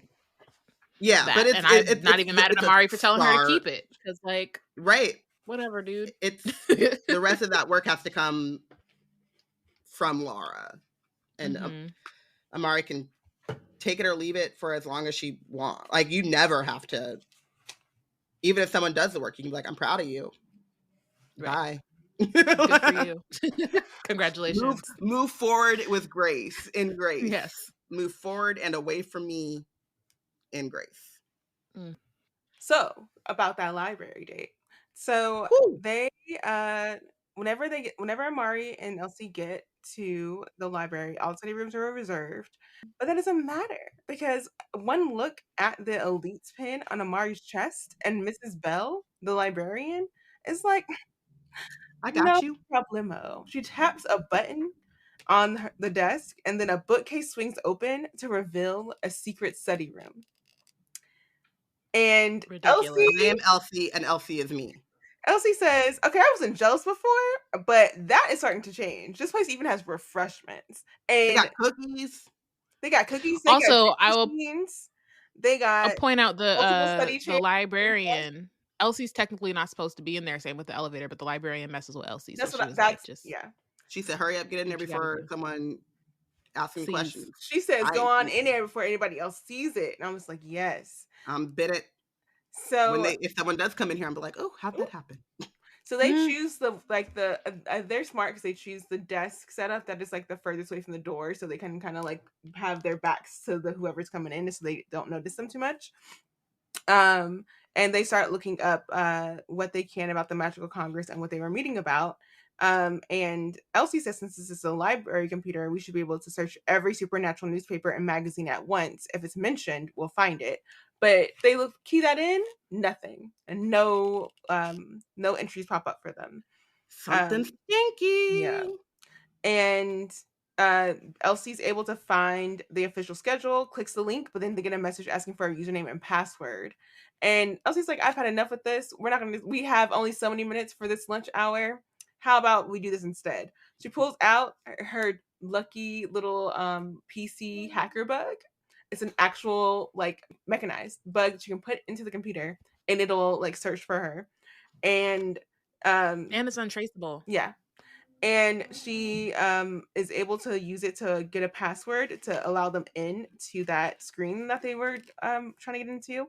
But immediately as the screen pops up, Elsie like reflexes pops in, that same reflex that she used to catch Amari sleeping. She pulls up, clicks, and takes a picture of the screen. And luckily she does have that like instinct and that muscle memory, because not 2 seconds after she does that, a message pops up on the screen with bright red letters saying, this information has been deemed confidential by the Department of Half-Truths and Full Cover-Ups. I also love, though, that Amari is like very impressed by this mechanized spider. And I also love that it's like a spider, my little Peter Parker heart, but also like, because, you know, that's what they're called, the bugs. They're called spiders in tech language. It's fun. Anyway. So I love that Amari takes a moment to tease her about possibly going to Blackstone, while also being like, because she's only doing a callback to when Elsie told her that they like we could be murdered or worse, expelled. like Elsie, right. She's just putting it back on Elsie. Like Elsie just told her this. Yeah. Also, Elsie is so much quicker with her phone than Amari is. Much. Amari is still like, ooh, look Amari's at that. Fumbling with the ringer, and Elsie said, "Oh, the screen is darkening. Quick!" It was out immediately. She needed to try to figure out where her camera button. She's like, I already got. I've hit the side button. Boom, camera pops up. Boom, boom, got you. That's why she won the bet. And Amari was like, literally, all Amari was like, she was trying to wait for the perfect shot. Like, just get the shot, girl. Get the shot. Get the shot. Get the info. And turn your ringer off. Turn your ringer off. Ooh, stop making it so difficult. Come on. So luckily, Amari, like Elsie did capture this shot. They pull up what it says, and it says, that they were like the meeting that was scheduled for that time was for the discussion for banning all unwanteds. There is Merlin on the position of giving them equal rights. And Bane was on banning, the position of banning. And then they note that the person who was there slotted to speak was Harlow, who was going to testify to linking unwanteds to the deaths of her parents, which I believe is like her adopted parents. And but both Elsie and Amari clock the fact that like both Bane and Harlow are supposed to be in this meeting and are, because they're able to do all the things they're currently doing, were not captured in the time freeze at all. So they have insider knowledge about the time freeze before it was going to happen for them to have been scheduled to be there and yet not be caught by the time freeze. So they're looking real funny in the light. Mm-hmm. Bum, bum, bum. There's a real reason why the Department of Half-Truths and Full Cover-Ups is not allowing access to this very benign schedule for the day. You know what I mean? Mm-hmm. Mm-hmm. So directly after this lunch meeting, and I'm hoping that the girls were snacking as they were, from their computer. They had cookies. Yeah, that's what I'm saying. I didn't hear anything about a be, meal or anything, because whatever. So I'm hoping they were snacking. And their last meal was before 7:45 a.m. So right, they need to make sure they're eating something. Because the first thing they have to do, Amari has on her schedule to do after that, is to do something active. So everyone else who is a junior agent is scheduled for the supernatural ability training session, a practice session, and so she gets her hopes that maybe her private training is related to her ability as well. Luckily, it is. She goes to the private room, and guess who's there? It's Maria. And so now she gets double time. She gets the private time she wanted to have with Maria to talk to her, and also she gets to use this time for her private lessons on her magic, which she's been wanting to hone in on because she's been scared that she's not able to control them well enough after having that lightning manifest without her intention to do so when she battled Dylan. So she's concerned about getting her magical weight up, basically.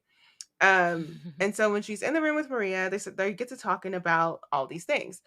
Initially, Maria drives home to her, we got to keep these lessons private. These are private lessons, private. No one can know what's happening. One, we're only stationed to have these sessions per the Prime Minister Merlin himself, who is currently in a time freeze, and Bane and everyone else is trying to reject everything that he put in power beforehand. So we have to be very careful about who knows anything, and that includes no one can know about this. Yeah, secondly, technically they're not breaking any rules, but they don't want to call attention to the fact that it's happening. The permission, they do have permission to do this, but please don't draw attention to the fact that we're doing this because the person who gave us permission is not around to enforce it. And everyone is looking at them sideways already for them being magicians. Knowing two known magicians are meeting up on a regular basis to do magic, that's just, they're going to try to shut that down and do worse. Also, Maria is under lock and key. She's on house arrest. So she's only been getting released to do certain things as they allow her to do it, including her being there to train Amari. Which is crazy. Yeah. I'm on house arrest, but they let me out so I could teach the youth. Right. And the other thing is that when Amari starts to talk to her about what's actually happening with the league and why she's so pressed to try to investigate the time freeze, initially Maria's oh, don't worry about it, I got it, it's cool, I'll take care of Cosmo. And then when Amari's she starts talking about the crown, then she learns that Maria knew nothing about the crown. So whatever Maria has in mind about taking care of Cosmo did not take into factor the fact that he's trying to pass off a crown to two 13-year-olds, or one of the two 13-year-olds, one being her imprisoned criminal brother and the other being Amari. I love her reaction too, because she is wait, the what? She's he should not be putting that on you. It's yes, thank you. Amari knows that. You know that. Why does Cosmo not know that? And he's the adult out of all of these people in this. She's a young adult, but he's an older adult. Yeah, that's the thing. So before I get to finish that thought, I'm going to also note that the time, in the time that Amari and Maria spent together in this discussion, any training that Amari gets in this moment is very minimal. It's just kind of Maria shows her a magic book, a spell book, and tells as they're talking about the use of the spells they get in discussion that, about what Amari has been like pondering on, which is like fair versus foul magic, and it comes down to intention. It's how Maria like interprets it. And yeah, some spells are like are more like they can be general defense, but some are like strictly more used because of the level of intention that goes into them for foul, where they are not for fair. So she basically says, and essentially, fair magic is selfless, where foul magic is selfish. Fair magicians seek to use magic to benefit the world around us. Foul magicians use it for their own gain at the expense of others. And that makes Amari remember that the spell that she used in defense of herself against Laura did actually harm Laura in the defense of herself. And so that's how she's able to reason like why like the foul spell she used was a foul versus even those in her own defense. Mm-hmm. And Maria, it's like defending plus plus the you extra used it hit for defense, but it's also to like get back at her. It wasn't just a counter; it was a counter and a strike. Like you were like, yeah. So yeah. So and then Maria does note that she did hear about like her standoff with Laura, so she understands why Amari is like thinking through these things that way. And then she also tells Amari to not worry about talking to Cosmo because she's going to handle it. And I'm like, why should Amari trust a Van Helsing? But trust Maria specifically, who is under lock and key, so she knows she's being like surveilled and watched, and also is like was unaware of the levels behind Cosmo's work and what he's trying to do. Doesn't have a clear idea of what his strats are, but somehow she feels as if she can take over like interactions with Cosmo on Amari's behalf. Like I don't understand where that level of confidence comes from Maria. And maybe it's just that she feels like more confident than like a 13-year-old. She's like, I can handle this before a 13-year-old can. I don't know. But it just feels off that she thinks I think she just probably still doesn't understand how out of pocket Cosmo's been. Like, I think she's probably thinking like, I can talk some sense into him because this don't make no goddamn sense. I'm gonna just say, you know that girl is 13, right? And she don't know what she got, and she don't know what's going on. But he knows. And he'll be like, oh, you know what? I hadn't thought of that. You're right. Let me calm down. Yeah, and I also think that like Amari clearly has a lot going on, so I could see her also being like, you shouldn't have to worry about this, so don't even worry about it. Like, I got it. Like, again, it's misguided and she really don't got it, but I understand her like instinct to be like, no, don't do it. I can see her like oldest daughter instincts being like, well, like I'm gonna like lay the worries at rest and I'll deal with the issues myself. Like I'll take it myself. Don't you worry about it. I got it. I'll take it. But at the same time, I'm like, bro, like, why do you think you have a handle on this if Amari's giving you intel that you did not know about the situation? It's not good. I do sometimes think it's very hard for people it's very hard for logical and rational people to understand the thought processes of irrational and illogical people. So they just think like, oh, well, I can just reason with them. And it's like, no, but they're being unreasonable. Yeah. That they're going to stay unreasonable. Like there's no rational reason with an unreasonable person. Yeah. Bayana's like, I know this well. I've been your cousin for my entire life. That wasn't what I was thinking at all.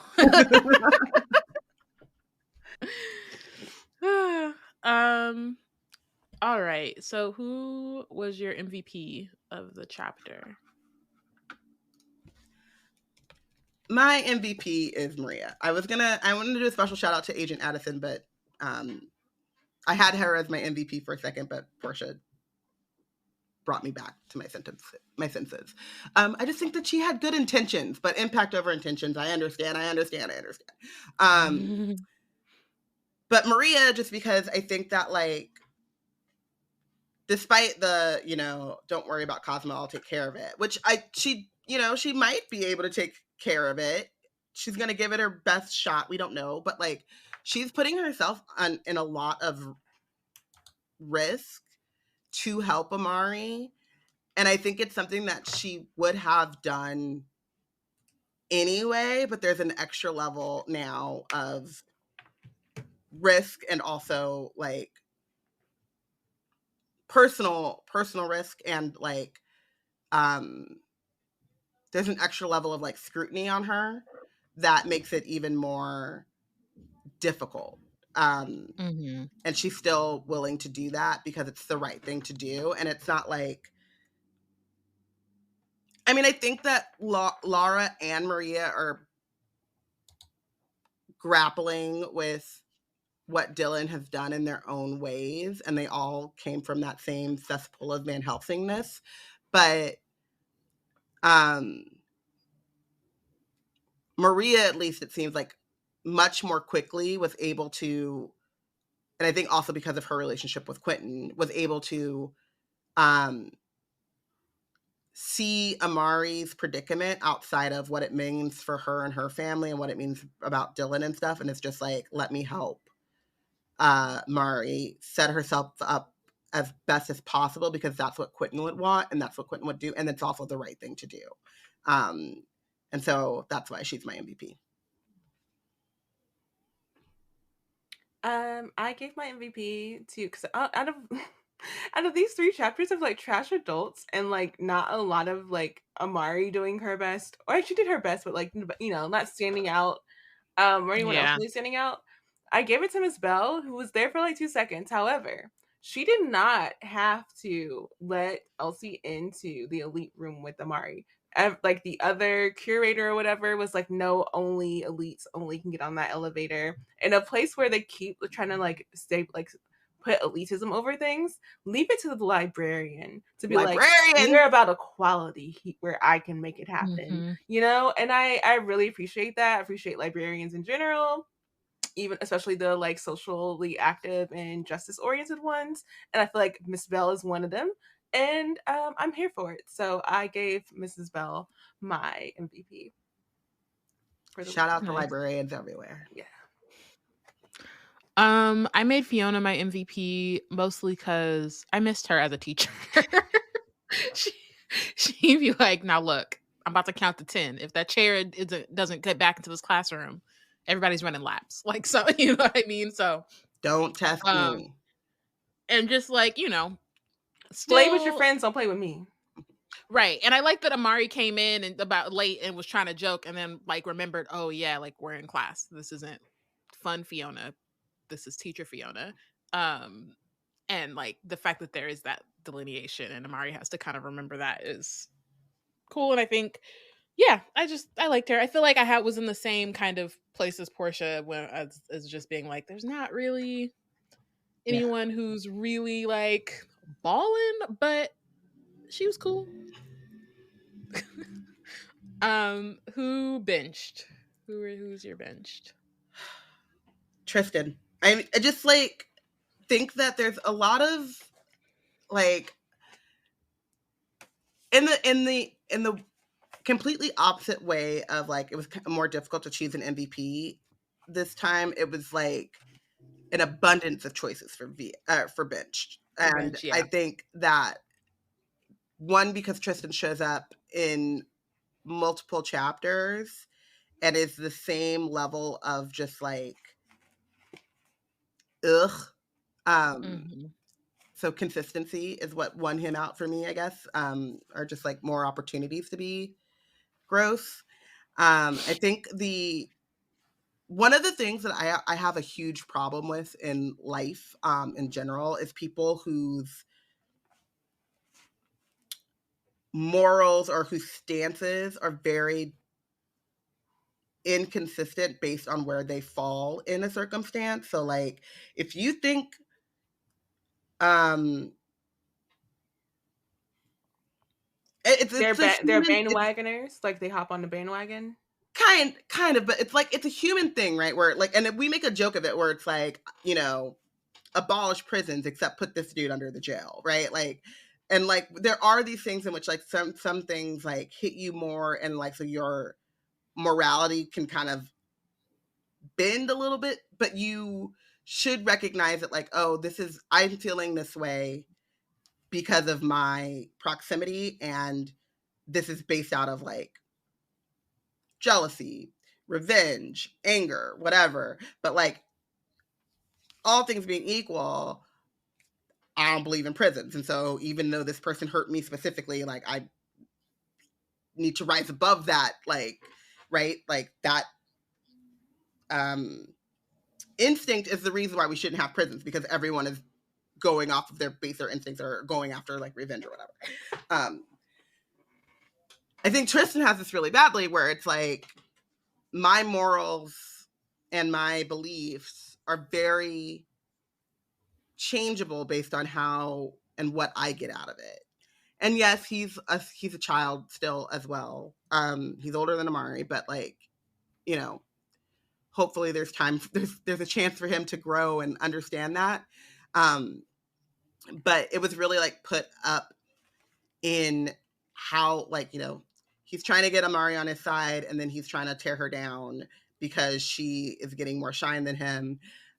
He is happy to proclaim to everyone that he was a Vanquish mentee and his relationship with Vanquish until it doesn't work for him, and now he's, you know, calling Maria the worst thing since sliced bread. So I think that is like just a really, it really grosses me out. Yeah.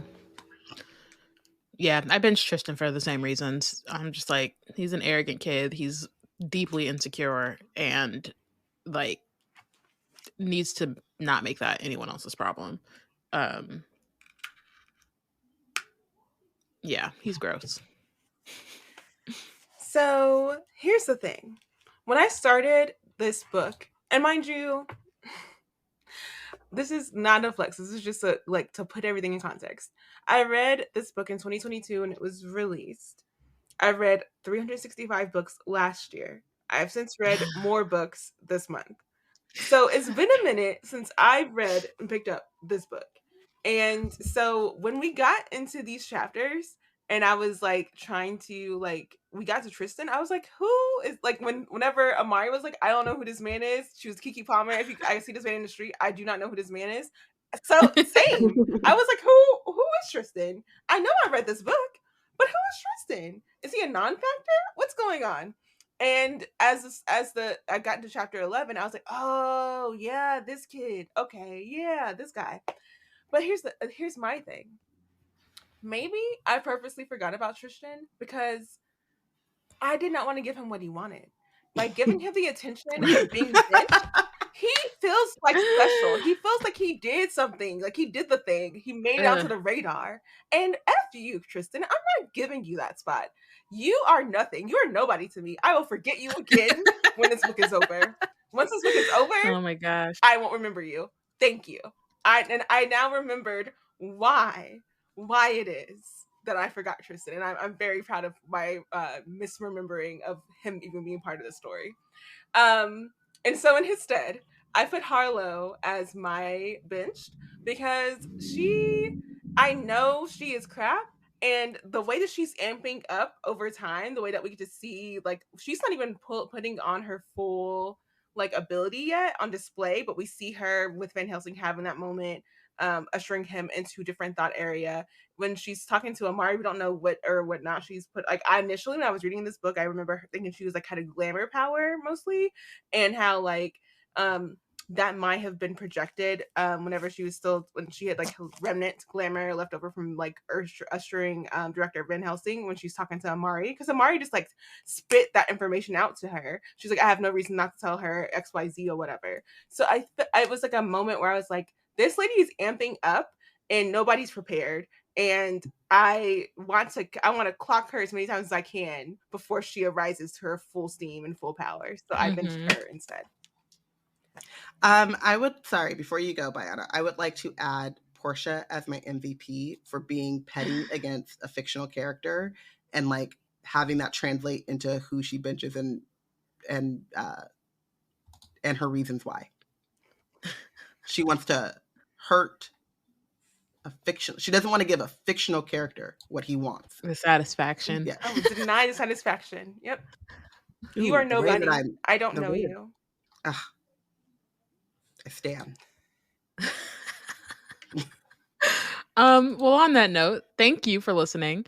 Let us know who you think is your MVP and bench. You can let us know on social media in our comments, or and put it in the form, which is in our show notes. And also, if you're on social media or on our website, you can find it pretty easily. And then join us next week when we'll be discussing chapters 13 through 15. Wizard Team is a part of the Black Nerds Create Collective. If you want to keep up with our content, you can check out our website at blacknerdscreate.com. Follow us on Instagram and Tumblr at Wizard Team Pod and at Black Nerds Create. Oh, it's February. Join us for Black Magical History Month. Pew, pew, pew. We're doing February. Yeah. Boom. Check us out at those places to figure out what we're doing for Black Magical day. History Month. Every day. Every day. Bye. Bye.